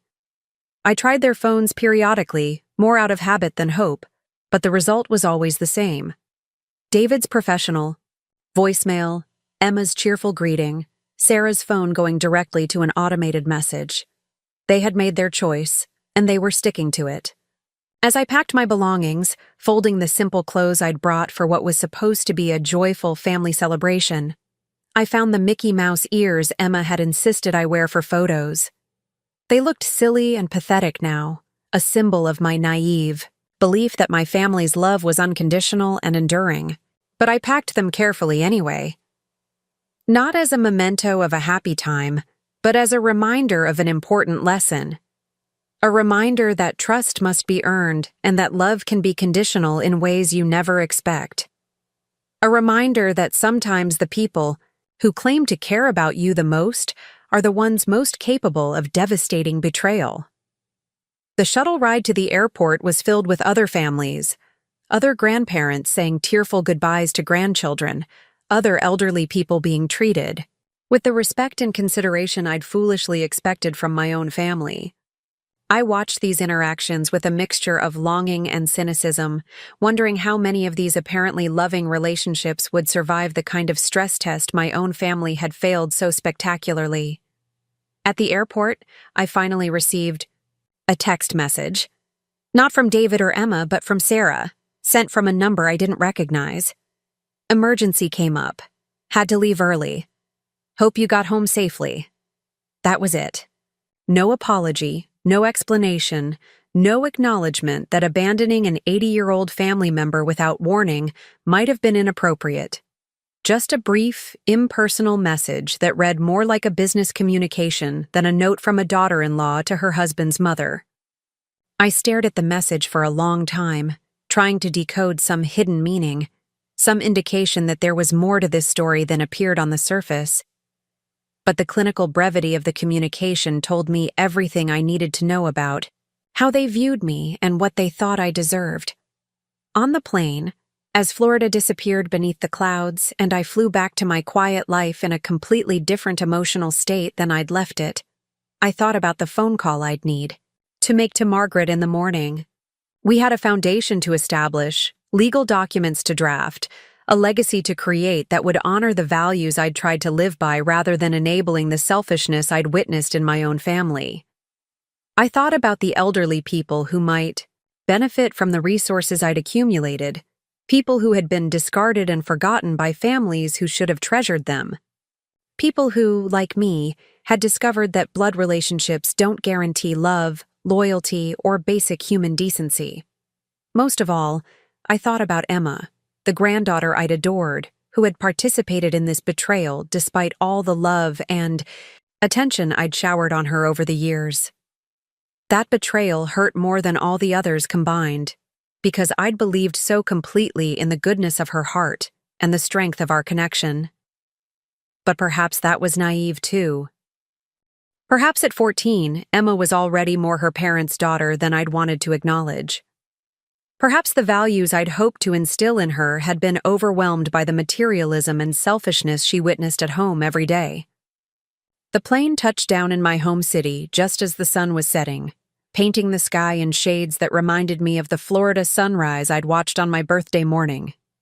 That felt like a lifetime ago now, though it had been less than 48 hours. Amazing how quickly a life could change, how rapidly trust could be shattered, how efficiently love could transform into something much more complicated and painful. But as I collected my luggage and made my way through the familiar airport, I realized that despite everything that had happened, I wasn't broken. Hurt, yes. Disappointed beyond measure, absolutely. But not broken. I was 80 years old, and I'd survived worse than this. I'd survived the death of my husband, the challenges of single motherhood, decades of careful financial management and strategic decision-making. I'd built a life of purpose and meaning, and I'd accumulated resources that could make a real difference in the world. My family's betrayal had taught me something important about their character, but it had also clarified something important about my own values and priorities. I knew now what mattered most to me, and it wasn't the approval or affection of people who could abandon me so easily. It was the opportunity to use my resources wisely, to create something lasting and meaningful, to ensure that other elderly people wouldn't face the kind of abandonment I'd experienced. It was the chance to build a legacy based on compassion, rather than blood, on earned respect rather than assumed obligation. Tomorrow, I would begin the process of transforming my pain into purpose. Tonight, I would simply be grateful to be home, safe, and free from the illusion that my family's love was something I could count on. The truth, as painful as it was, had set me free in ways I was only beginning to understand. The silence in my house felt different when I returned from Florida, It wasn't the comfortable solitude I'd grown accustomed to over the years, the peaceful quiet of a woman content with her own company. This was a heavier silence, weighted with betrayal and the echo of voices that would never sound quite the same to me again. I moved through my evening routine mechanically, unpacking clothes that still smelled faintly of Disney's signature scent, placing the unworn Mickey Mouse ears in a drawer where I wouldn't have to look at them every day. My house, which had always felt like a sanctuary, now seemed like a museum of my own naivety. Photographs of family gatherings where everyone was smiling, gifts from grandchildren who apparently valued me less than I'd believed, mementos of a relationship I'd thought was built on mutual love and respect. That first night back, I barely slept. Every time I closed my eyes, I saw Emma's face as she danced with Goofy, heard David's voice promising that today would be perfect, felt the weight of Sarah's distracted hugs that I'd interpreted as affection rather than obligation. The memories that should have been treasures had become instruments of torture, each one highlighting how completely I'd misunderstood my place in their lives. By morning, I'd made peace with my sleeplessness and decided to channel my restless energy into action. I called Margaret at precisely 9 a.m., knowing she'd be in her office and prepared to discuss the legal complexities of restructuring a substantial estate. "Rachel, how are you holding up? I've been thinking about you all night." Her genuine concern was a balm to my wounded spirit. Here was someone who barely knew my family, yet was more concerned about my well-being than the people who'd raised me, lived with me, claimed to love me. "I'm ready to move forward with the changes we discussed. How quickly can we make this happen?" "We can start immediately, but Rachel, I have to ask. Have you heard anything from them? Any explanation? Or apology?" I'd checked my phone obsessively throughout the night, hoping against hope that someone would reach out, would offer some reasonable explanation for their behavior. Instead, I'd found a handful of promotional texts from retailers and a robocall about extending my car warranty. Nothing. Sarah sent a single text saying there was an emergency and they had to leave early.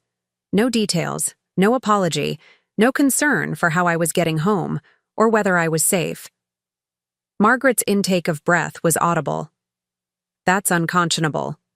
Rachel, whatever their emergency was, there's no excuse for treating you that way."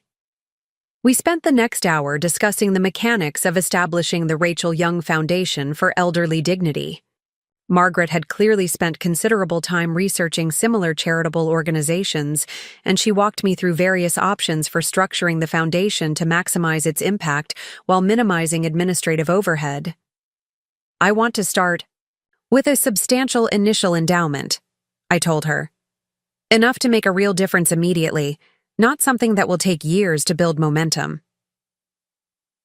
"What kind of number are you thinking?" I'd been calculating figures in my head throughout the sleepless night, weighing my desire to create something meaningful against my practical need to maintain my own financial security. $50 million to start. More later, depending on how things develop. The silence on Margaret's end stretched long enough that I wondered if we'd been disconnected. When she finally spoke, her voice carried a mixture of admiration and concern. "Rachel, that's incredibly generous, but it's also a significant portion of your liquid assets. Are you certain you want to commit that much immediately?" I understood her caution. $50 million was real money, even in the context of my overall wealth. But I'd lived comfortably on far less for decades, and the investment returns alone would continue to generate more money than I could spend in my remaining years. "I'm certain. I've spent my entire adult life accumulating wealth that I never really needed. Now I want to use it for something that matters." "And your family? Have you considered how they might react when they discover what you've done?" The question struck at the heart of something I'd been avoiding thinking about directly. My family's abandonment had been devastating, but it had also been illuminating. They'd shown me exactly how much I meant to them when they thought I had nothing to offer. What would happen when they discovered I'd had something to offer all along but had chosen to give it to strangers instead of to them? They made their choice when they left me stranded at Disney World. Now I'm making mine. Margaret and I scheduled a meeting for the following afternoon to begin the formal paperwork. She recommended an attorney who specialized in charitable foundations, a woman named Janet Pierce who had helped establish some of the most successful philanthropic organizations in the state. By the time I hung up the phone, I felt purposeful for the first time since returning home. But the silence of my house soon reasserted itself, and with it came a tide of memories I couldn't entirely suppress.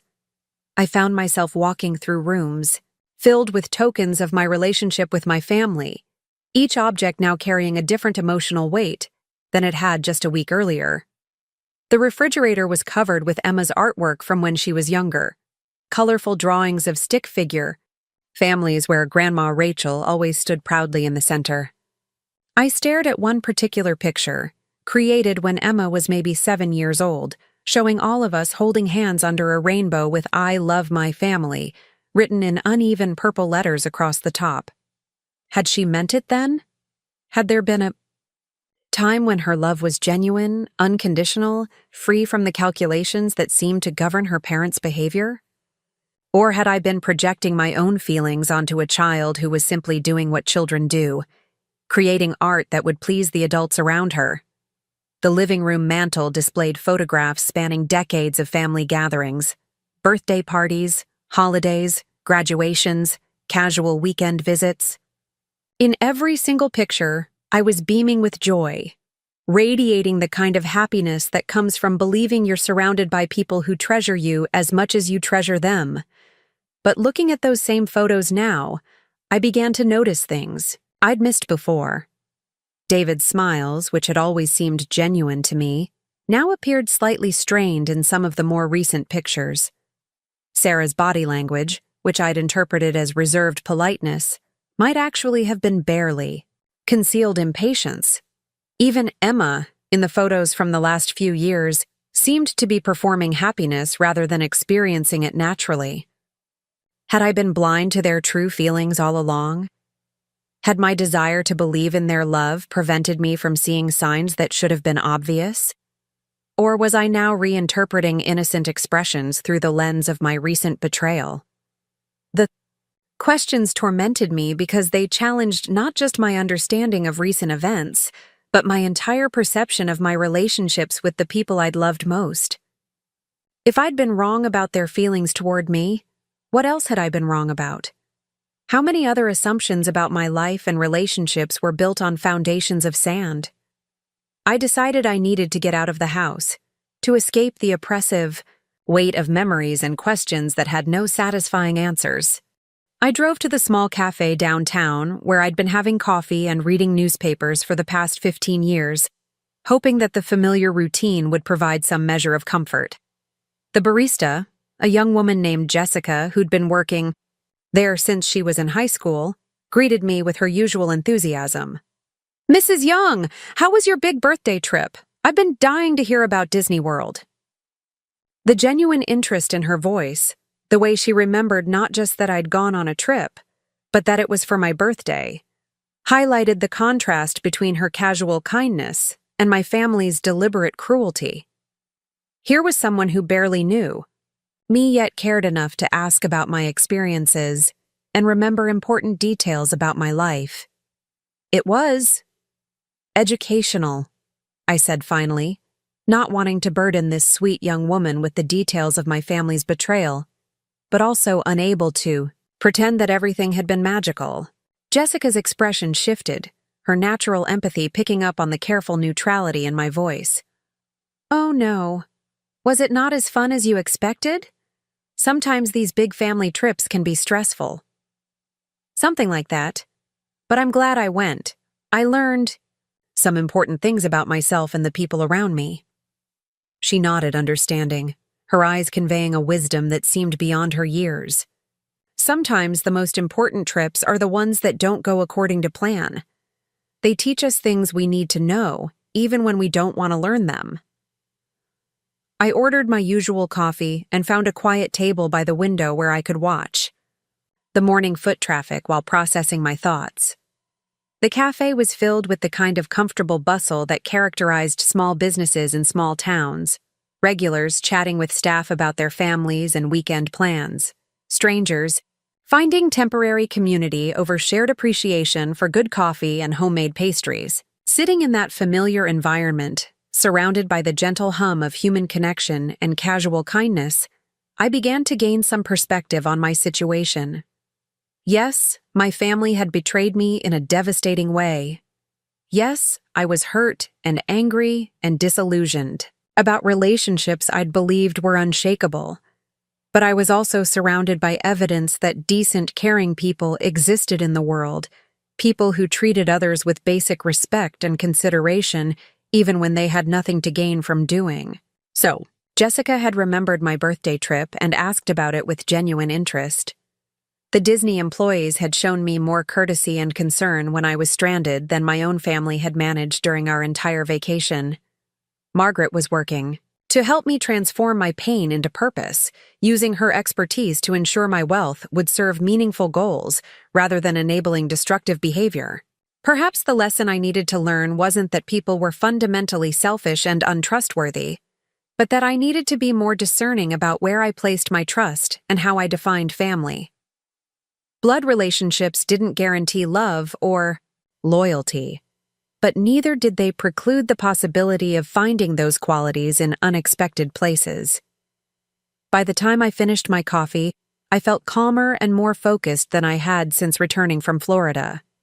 I had important work to do, meaningful decisions to make, a legacy to create that would outlast the temporary pain of familial betrayal.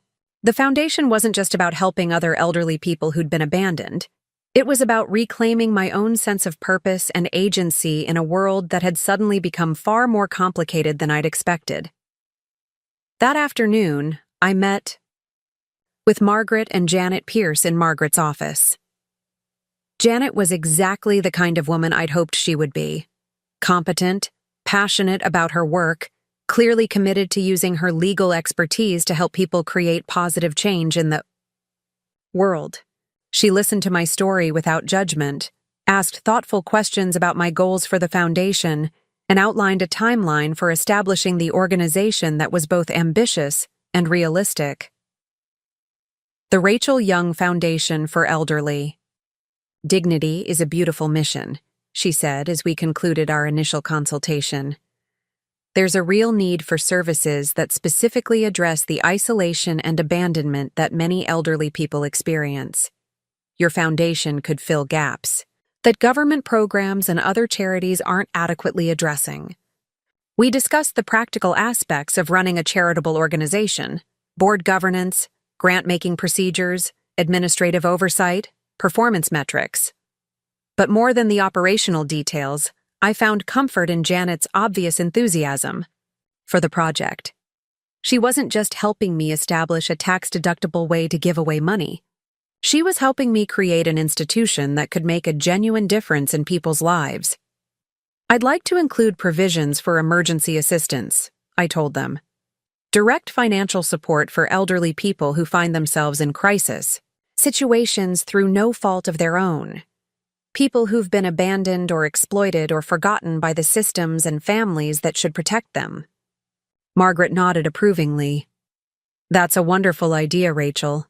Reactive giving is important, but so is proactive support for people in immediate need. By the time I left their office, we had a concrete plan for establishing the foundation within 60 days. The initial $50 million endowment would be transferred from my investment accounts. The legal documentation would be filed with appropriate state and federal agencies, and we'd begin the process of identifying grant recipients and emergency assistance cases. For the first time since my return from Disney World, I felt genuinely excited about the future. Yes, I'd lost something precious in discovering my family's true feelings toward me. But I'd also gained something valuable: clarity about my own values and priorities, freedom from relationships built on false assumptions, and the opportunity to create something meaningful with the resources I'd accumulated over a lifetime of careful stewardship. That evening, I decided to call my neighbor Mrs. Henderson, an 83-year-old widow who lived alone in the house next to mine. We'd been casual friends for years, sharing the occasional cup of tea and comparing notes on gardening techniques, but we'd never had what you'd call a deep personal relationship. Tonight, however, I felt drawn to connect with someone who might understand the complexities of aging in a world that often discounted the value and dignity of elderly people. Rachel, how lovely to hear from you. How was your big Disney trip? With the family? The question I'd been dreading had become easier to answer with practice. It was enlightening, Marjorie. Not quite what I expected, but definitely educational. Oh dear, that doesn't sound entirely positive. Family trips can be complicated, can't they? All those different personalities and expectations trying to coexist in one hotel room. Something like that. Actually, I was calling because I wanted to ask you about something. Have you ever felt like your family sees you more as an obligation than as a person they genuinely want to spend time with? The silence that followed my question was long enough that I wondered if I'd overstepped some boundary of appropriate, neighborly conversation. But when Marjorie finally responded, her voice carried a weight of understanding that told me I'd found someone who could relate to my situation. Oh, Rachel, I think most of us reach a point where we start questioning whether our children love us or simply tolerate us out of duty. It's one of the cruelest aspects of aging. Watching relationships you thought were based on genuine affection reveal themselves to be more complicated than you realized. How do you handle it? The disappointment, I mean. I try to focus on the relationships that are genuine rather than dwelling on the ones that aren't. My daughter calls me every week, but I can tell she's usually multitasking while we talk, checking email or making grocery lists. My grandson, on the other hand, stops by every few weeks just to chat, with no agenda other than spending time together. I've learned to appreciate him more and expect less from her. Marjorie's wisdom resonated with something deep in my chest, a recognition that she'd articulated a truth I was still struggling to accept. Not all relationships were created equal, and expecting the same level of genuine care from everyone who claimed to love you was a recipe for disappointment. The hardest part is adjusting your expectations, she continued. When you realize that someone you thought treasured your company actually finds it burdensome, you have to grieve the relationship you thought you had before you can appreciate whatever relationship actually exists. We talked for another hour, sharing stories and insights about the challenges of maintaining dignity and purpose in a culture that often treated elderly people as inconveniences to be managed rather than individuals to be respected. By the time we said goodbye, I felt less alone with my disillusionment and more hopeful about finding meaningful connections with people who valued authenticity over obligation.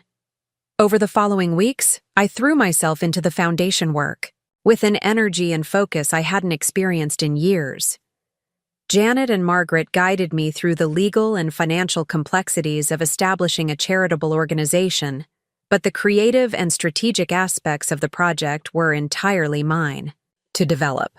I researched existing programs for elderly support, identifying gaps in services that my foundation could address. I contacted social workers, elder care advocates, and nonprofit leaders to better understand the scope of abandonment and abuse that elderly people faced. I visited nursing homes and senior centers, talking with residents about their experiences with family relationships and their hopes for support and connection. The stories I heard were heartbreaking but also inspiring.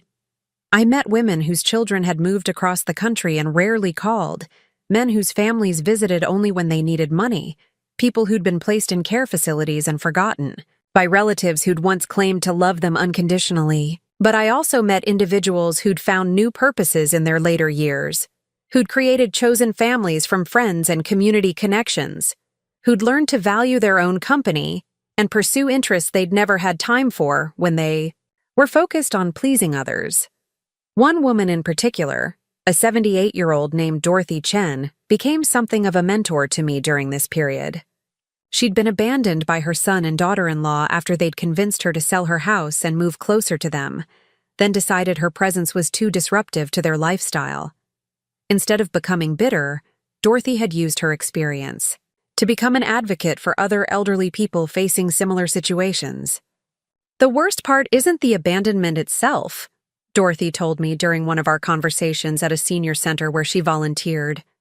"It's the way it makes you question everything you believed about love and family and your own worth. You start wondering if you were a terrible parent, if you did something to deserve this treatment, if you've been deluding yourself about your relationships for decades."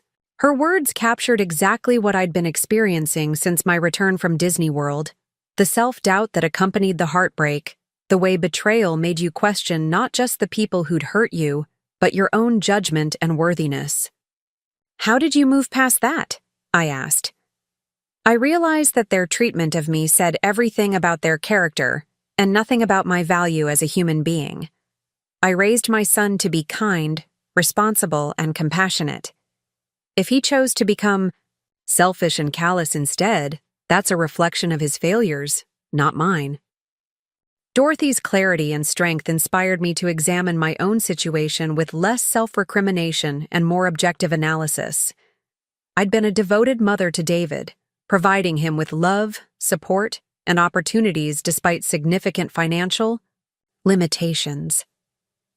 I'd been a loving grandmother to Emma, always making time for her interests and concerns, always treating her with respect and affection. I'd been polite and accommodating with Sarah, despite our personality differences and occasional tensions. Their decision to abandon me at Disney World said everything about their capacity for cruelty and nothing about my worthiness of love and respect. I needed to stop questioning my own value and start questioning theirs. As the foundation paperwork moved through its various approval processes, I found myself thinking more about my family's potential reaction to discovering what they'd lost through their betrayal. The $50 million I was committing to the foundation was just the beginning. My total estate was worth far more than they could have imagined, and none of it was going to them anymore. Part of me felt guilty about the satisfaction this knowledge brought me. I'd never been a vindictive person, never found pleasure in other people's pain or disappointment. But there was something deeply satisfying about knowing that David, Sarah, and Emma would eventually discover that the elderly woman they'd discarded so casually had actually been capable of transforming their financial futures, and that their callousness had cost them more than they could have calculated. I wasn't changing my will out of spite, though. I was doing it because their behavior had revealed fundamental character flaws that made them unsuitable stewards of significant wealth. Money didn't create character, but it definitely amplified existing traits. David's tendency toward selfishness, Sarah's focus on appearances over substance, Emma's apparent willingness to participate in cruelty when it served her convenience. These weren't qualities I wanted to reward with financial windfalls. The foundation, on the other hand, would use my money to serve people who'd been overlooked and undervalued, people who understood the true meaning of dignity and resilience. It would create lasting change in the world rather than simply enabling the comfortable lifestyles of people who'd already demonstrated their inability to appreciate what they had. 6 weeks after my return from Disney World, I still hadn't heard a single word from any member of my family. No apology, no explanation, no inquiry about my well-being. The silence was deafening in its completeness, a clear indication that their abandonment hadn't been a momentary lapse in judgment, but a deliberate decision they felt entirely comfortable maintaining. The foundation paperwork was nearing completion. The initial endowment was ready to be transferred, and I was preparing to announce the organization's launch to local media outlets. Once that happened, there would be no hiding the scope of my philanthropic activities or the wealth that made them possible. I wondered how long it would take for news of the Rachel Young Foundation for Elderly Dignity to reach my family's attention. I wondered how they'd react when they realized what they'd lost through their cruelty. Most of all, I wondered if they'd finally reach out, not out of love or concern for my well-being, but out of desperate recognition of their catastrophic mistake. But by then, it would be far too late for apologies or explanations. By then, I'd have moved beyond their capacity to hurt me and into a new chapter of my life where my worth wasn't dependent on their approval or affection. The knowledge that this reckoning was coming filled me with a complex mixture of emotions: sadness for what we'd all lost, satisfaction at the justice of it, and hope for the meaningful work I was about to begin. My 80th birthday had marked the end of one phase of my life and the beginning of another. One where I finally understood the difference between being loved and being tolerated, between genuine relationships and convenient obligations. It was a harsh lesson, but it was also a liberating one. And soon, very soon, the people who'd taught it to me were going to learn some difficult lessons of their own. The Rachel Young Foundation for Elderly Dignity officially launched on a crisp October morning, exactly 2 months after my abandoned 80th birthday celebration. The local newspaper ran a front-page story about the $50 million endowment, complete with a photograph of me standing in front of the modest office building that would serve as our headquarters. The reporter, a young woman named Amanda Reeves, had done her homework thoroughly, detailing not just the foundation's mission, but also the personal story that had inspired its creation. I'd been careful in my interview with Amanda, sharing enough of my Disney World experience to explain my motivation without descending into bitterness or self-pity. The story focused on my commitment to supporting elderly people who'd been marginalized or abandoned, emphasizing the Foundation's proactive approach to addressing gaps in existing support systems. But anyone reading between the lines could understand that this wasn't abstract philanthropy. It was deeply personal advocacy born from lived experience. The response to the article was immediate and overwhelming. My phone began ringing before I'd finished my morning coffee, with calls from social workers, elder care advocates, and elderly individuals who'd read about the foundation and wanted to share their own stories. By noon, I'd received more than 40 messages from people expressing gratitude for the foundation's mission and offering to volunteer their time and expertise. But the call that changed everything came at 2:15 in the afternoon, just as I was preparing to leave for a meeting with potential board members. David's name appeared on my phone screen, the first time I'd seen it there since our abandoned breakfast plans at Disney World. For a moment, I considered letting it go to voicemail. Part of me wanted to maintain the silence they'd imposed, to let them experience the uncertainty and abandonment they'd inflicted on me. But curiosity won out over dignity, and I answered on the 4th ring. "Hello, David." "Mom." His voice sounded strange, tight with emotions I couldn't immediately identify. "I just saw the newspaper article about your foundation." "Ah, I wondered when you might notice that." $50 million, Mom? Where did you get $50 million? The question revealed so much about how little he actually knew about my life, my circumstances, my carefully managed financial situation. For decades, he'd assumed that my modest lifestyle reflected modest means, never questioning whether there might be more to my story than what appeared on the surface. "I've been financially comfortable for quite some time, David.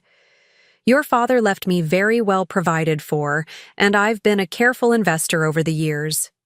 But $50 million. That's not comfortable, Mom. That's wealthy. That's really wealthy." I could hear the calculation in his voice, the wheels turning as he tried to reconcile this new information with everything he thought he knew about his mother's financial situation. Behind his shock, I detected something else, a growing awareness of what his family's behavior at Disney World might have cost them. Yes, it is. And it's money I've chosen to dedicate to helping elderly people who've been abandoned by their families. People like me. The silence that followed was heavy with implications. David wasn't stupid. He understood exactly what I was telling him and why I was telling him this way. But understanding and accepting were very different things. "Mom, about Disney World. I know we left things in a confusing way. Sarah had this work crisis and everything happened so fast. David, you checked out of the hotel at 10:47 p.m. on my birthday, leaving me stranded without a word of explanation or goodbye. You turned off your phones and disappeared. There was no confusion about it. It was deliberate abandonment. It wasn't like that. We had to catch an early flight and we didn't want to wake you. We thought you'd understand. The lie was so transparent, so insulting to my intelligence that I almost laughed. Did he really think I was naive enough to believe that checking out secretly in the middle of the night was an act of consideration, rather than cruelty? David, I'm 80 years old, not senile. You abandoned me because spending time with me had become inconvenient, and you thought I was just a poor elderly woman who would have to accept whatever treatment you chose to give me. You were wrong about my circumstances, and you were wrong about my willingness to tolerate disrespect. Mom, please, let us make this right. We can explain everything if you'll just give us a chance. The desperation creeping into his voice confirmed what I'd suspected. This call wasn't motivated by concern for my feelings or genuine remorse for their behavior. It was motivated by panic over what their cruelty might have cost them financially. Make it right? David, you left me alone at Disney World on my 80th birthday without explanation or apology. You've had 2 months to reach out, to check on my well-being, to offer some kind of acknowledgement of your behavior. Instead, you maintained complete silence until you discovered I have money. What exactly are you planning to make right? We've been busy, Mom. Work has been crazy, and Emma started high school, and everything just got away from us. Too busy to send a single text message asking if I made it home safely? Too busy to call on a random Tuesday just to see how I was doing, but not too busy to call within hours of discovering I'm wealthy? The conversation was becoming increasingly surreal. David seemed genuinely surprised that I was angry, as if abandoning an elderly family member was a minor social faux pas rather than a devastating betrayal. His focus remained entirely on explaining away their behavior rather than acknowledging the pain they'd caused. Look, Mom, we obviously need to sit down and talk about this properly. All of us together. Can we come over this weekend? We can clear the air and figure out how to move forward.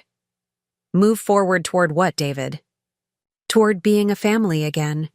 Toward understanding each other better. Toward making sure you're making good decisions about your finances. There it was. The real motivation behind his sudden interest in reconciliation. Not love, not guilt, not genuine remorse for their behavior. Fear that I might give away money they'd assumed would eventually be theirs. David, I want you to listen to me very carefully. The $50 million I've given to the foundation is just the beginning. My total estate is worth considerably more than that, and none of it is going to you, Sarah, or Emma. Your behavior at Disney World made it clear that you don't value me as a person, and your call today confirms that you only value me as a potential source of inheritance. Mom, that's not fair. We love you. We've always loved you. If this is what your love looks like, I'm better off without it. Please don't make any hasty decisions. You're upset, and I understand why, but don't do something you'll regret later. The condescension in his voice, the implication that my decisions were emotional rather than rational, crystallized everything I'd come to understand about how my family really saw me. Even now, even after discovering the scope of my wealth and the consequences of their cruelty, David couldn't bring himself to treat me as an intelligent adult capable of making sound judgments. David, I'm going to hang up now. If you'd like to have a relationship with me going forward, it will be based on genuine respect and affection, not on what you think you might inherit. But given your family's demonstrated capacity for abandonment, when things become inconvenient, I'm not optimistic about your ability to sustain that kind of authentic connection. Mom, wait. I ended the call and immediately turned off my phone. My hands were shaking slightly, whether from anger or adrenaline, or simply the emotional weight of finally confronting the reality I'd been avoiding for months. But underneath, the trembling was a profound sense of relief. I'd said what needed to be said, made my position clear, and refused to allow David to manipulate me with false promises of reconciliation. The meeting with potential board members went better than I'd hoped. Dr. Jennifer Martinez, a retired geriatrician who'd spent 40 years advocating for elderly patients, brought a wealth of clinical experience and policy expertise. Robert Chen, Dorothy's son who'd somehow managed to avoid inheriting his mother's abandonment issues, offered insights from his work in nonprofit management. Susan Walsh, a social worker who specialized in elder abuse cases, provided gritty, real-world perspective on the challenges we'd be addressing.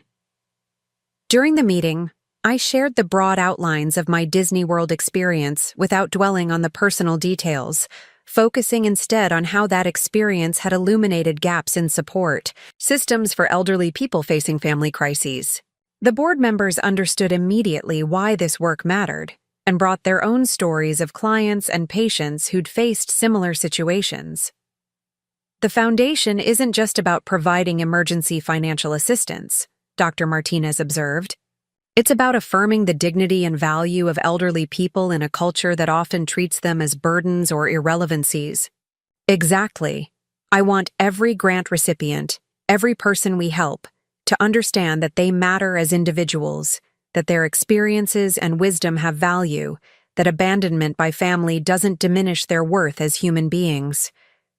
By the time we concluded the meeting, we'd established the framework for grant-making procedures, emergency assistance protocols, and community outreach programs. More importantly, we'd created a shared vision for what the foundation could accomplish beyond simply distributing money. We were building an organization that would challenge societal assumptions about aging and family obligations.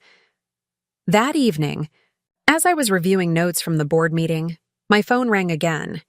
This time it was Sarah, calling from what appeared to be a different number than the one I had stored for her. "Rachel, we need to talk." No greeting, no pleasantries, no acknowledgement of the months of silence that had preceded this conversation. Just a demand for attention that assumed I would be available whenever she decided I was worth her time. "Hello, Sarah. I was wondering when I might hear from you." "This foundation thing, Rachel, it's a mistake. You're making decisions while you're emotional, and you're going to regret it later." "Emotional decisions?" "Sarah, I've been planning this foundation for months. I've consulted with attorneys, financial advisors, and philanthropic experts. I've researched existing programs and identified genuine needs in the community. This isn't an emotional reaction. It's a carefully considered response to discovering what my family really thinks of me." "That's not fair. We were dealing with a crisis at Disney World. Things got complicated and we made some mistakes in how we handled the situation." "What crisis, Sarah? What emergency was so urgent that it required you to abandon an 80-year-old woman without explanation or apology?" The pause that followed suggested she was struggling to construct a believable narrative for behavior that had no reasonable justification. There were work issues, client emergencies, things you wouldn't understand. The casual dismissiveness of her response, the assumption that I was too naive or elderly to comprehend the complexities of professional life, revealed everything about her attitude toward me.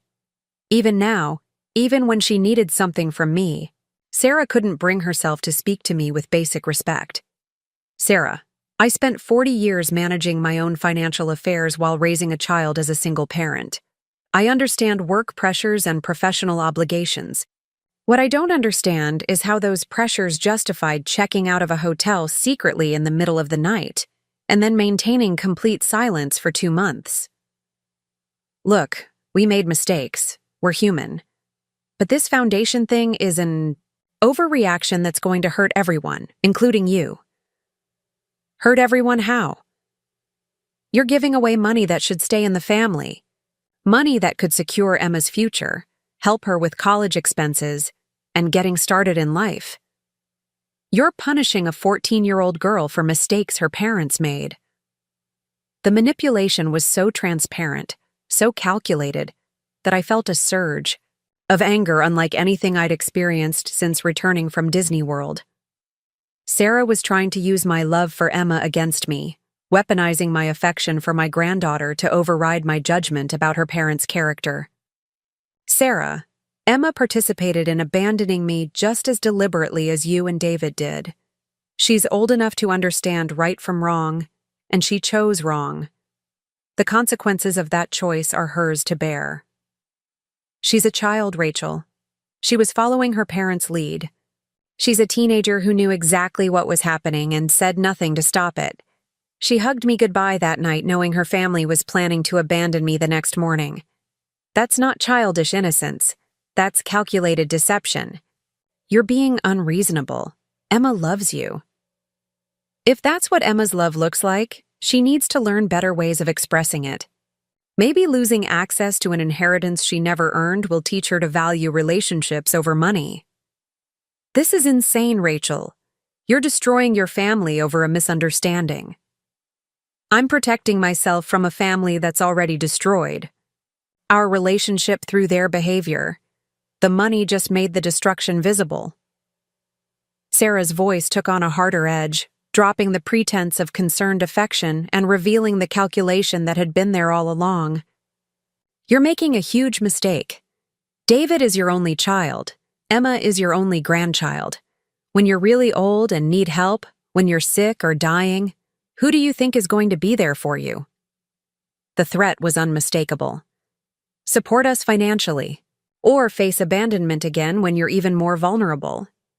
It was exactly the kind of emotional blackmail I might have expected from someone who'd already demonstrated her willingness to abandon family members when they became inconvenient. Sarah, you've already shown me exactly how much support I can expect from your family when I need help. You left me stranded at Disney World on my 80th birthday. If that's how you treat me when you think I'm poor, I can only imagine how. You'd treat me if you discovered I was actually wealthy and you were trying to protect your inheritance. That's not. We would never. You already did. And now you're calling not to apologize or make amends, but to try to manipulate me into giving you access to money you feel entitled to, despite having earned none of it. We're family. Rachel, family takes care of each other. You're absolutely right, Sarah. Family does take care of each other. That's why I'm so disappointed that you never learned that lesson. I ended the call and turned off my phone again, knowing that more calls would come, but feeling no obligation to subject myself to further manipulation attempts. The conversations with David and Sarah had confirmed everything I'd suspected about their motivations and clarified everything I'd questioned about my own decisions. Over the following days, the calls continued. David tried several more times, leaving increasingly desperate voicemails that alternated between apology and accusation. Sarah sent text messages that grew progressively more threatening, suggesting that I was suffering from dementia or being manipulated by unscrupulous advisors. Even Emma finally reached out, sending a brief text that read, "Grandma, please call me. I miss you and want to explain." But the time for explanations had passed. Their behavior at Disney World had revealed their true character, and their response to discovering my wealth had confirmed that their concern was entirely financial rather than emotional. Nothing they could say now would change the fundamental reality that they'd abandoned me when they thought I had nothing to offer them and were trying to reconcile only after discovering I had everything to offer them. The Foundation's first grants were announced in November, supporting programs that provided emergency assistance to elderly people facing housing crises, family abandonment, and financial abuse. The local media coverage was extensive and positive, highlighting specific cases where the Foundation's intervention had made meaningful differences in people's lives. One story in particular captured public attention.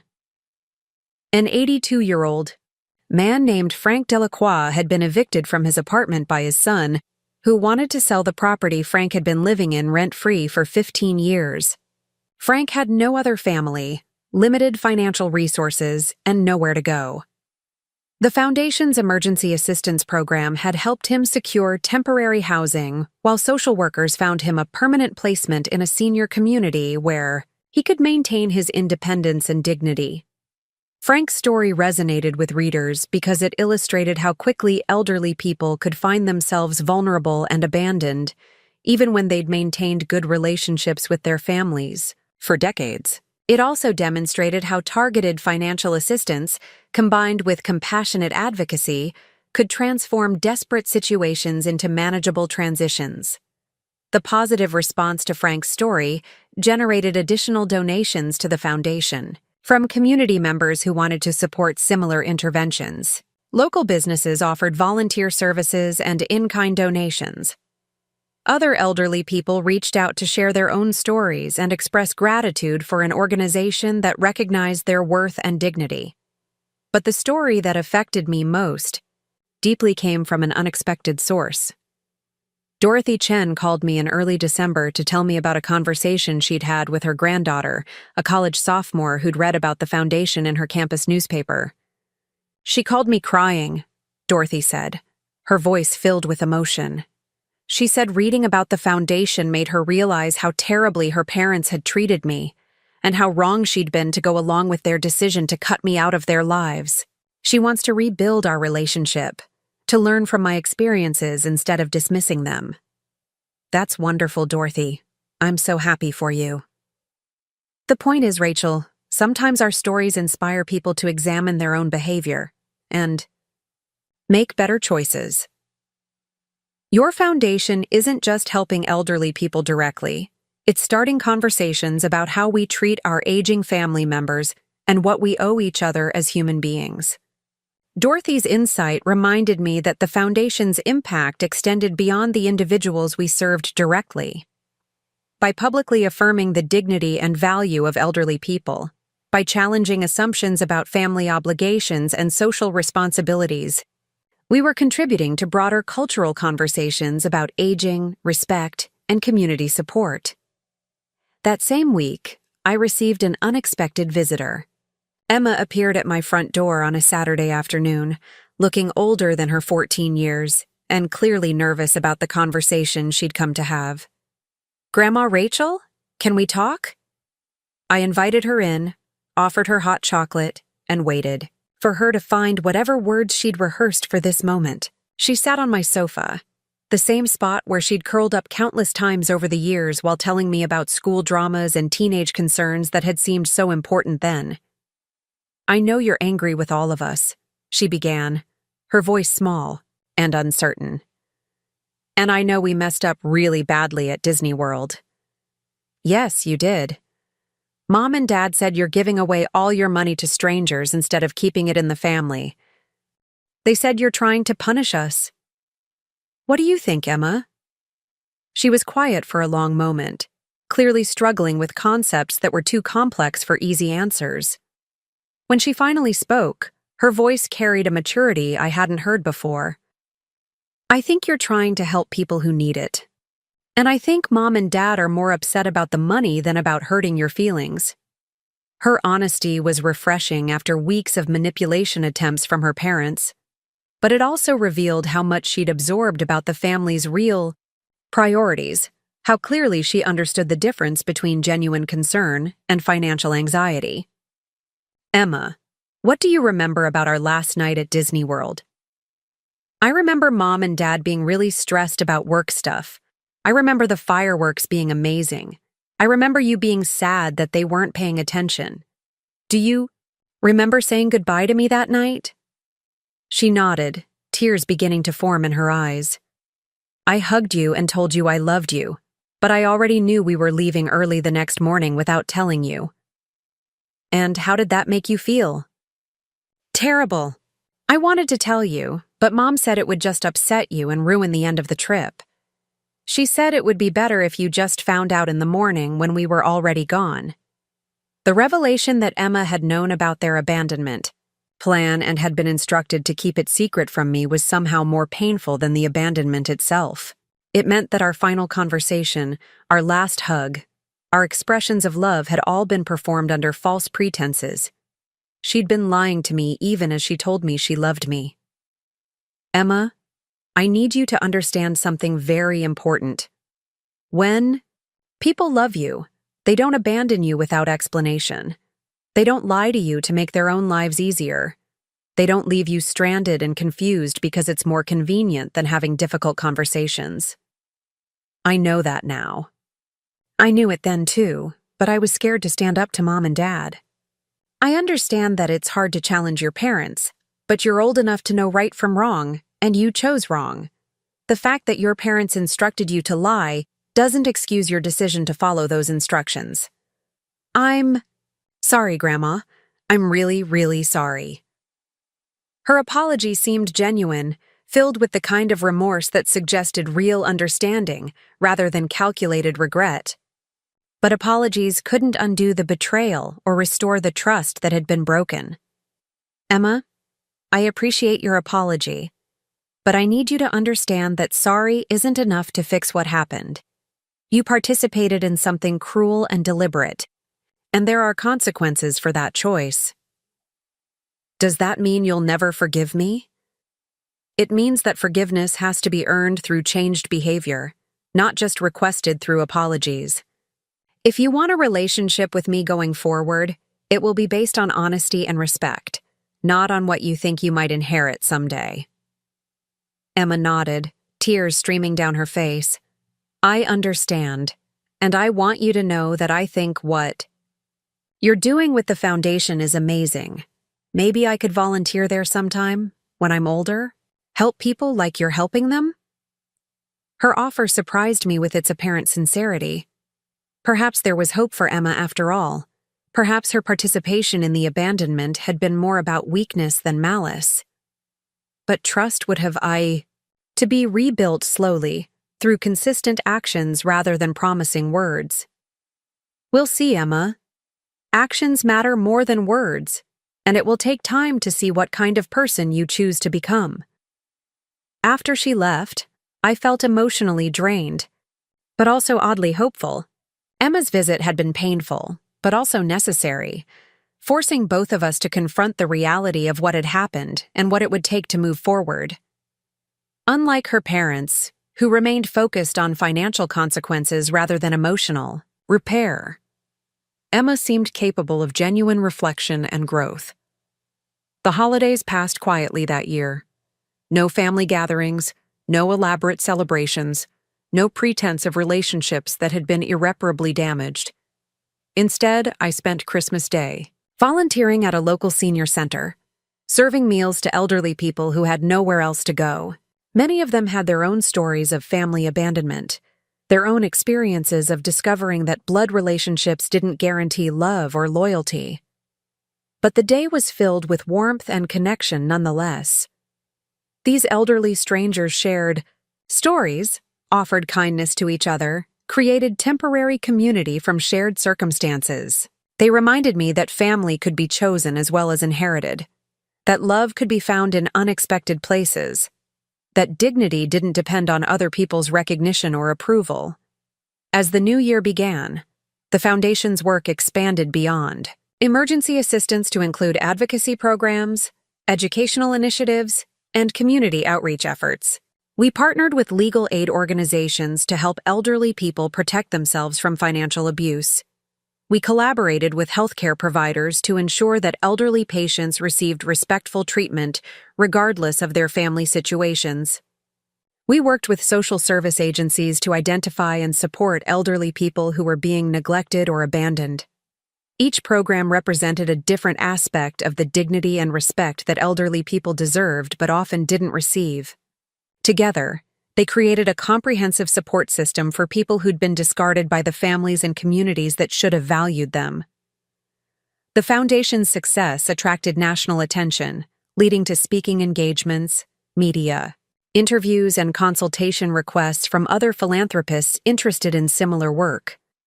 I found myself becoming an accidental advocate for elderly rights, using my story to illustrate broader patterns of ageism and family dysfunction that affected millions of people.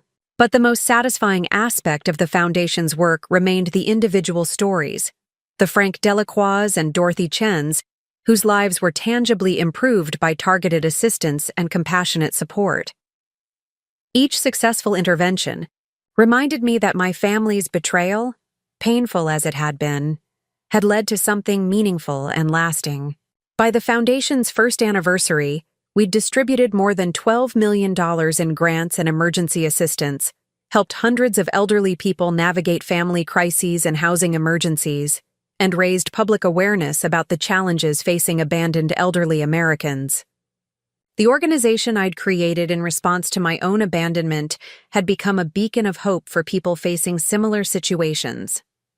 My family never stopped trying to reconcile, but their efforts remained focused on financial considerations rather than emotional repair. David continued leaving voicemails that alternated between apology and accusation. Sarah sent periodic text messages suggesting that I was being manipulated by advisors who didn't have my best interests at heart. Even Emma reached out occasionally, though her communications seemed more genuine than her parents'. But I'd moved beyond their capacity to hurt me. The Foundation had given me purpose and community, connections based on shared values rather than blood relations. The elderly people I worked with, the board members I collaborated with, the volunteers who supported our mission, they'd become my chosen family, people who valued me for who I was rather than what I might leave them. My 80th birthday had marked the end of one chapter of my life and the beginning of another. The family I'd lost through their betrayal had been replaced by a community I'd gained through their abandonment. The money they'd hoped to inherit had been transformed into a legacy that would outlast all of us, helping people they'd never meet in ways they'd never understand. Sometimes the most painful experiences in life become the most transformative ones. My family's cruelty had taught me the difference between conditional and unconditional love, between genuine relationships and convenient obligations. Their abandonment had freed me to create something meaningful with the resources I'd accumulated over a lifetime of careful stewardship. I was 81 years old now, and I'd never been happier or more purposeful. The silence from Disney World had been broken not by apologies or explanations, but by the sound of lives being rebuilt, dignity being restored, and hope being renewed. It was the best possible response to betrayal, not revenge, but redemption. Up next, you've got two more standout stories right on your screen. If this one hit the mark, you won't want to pass these up. Just click and check them out.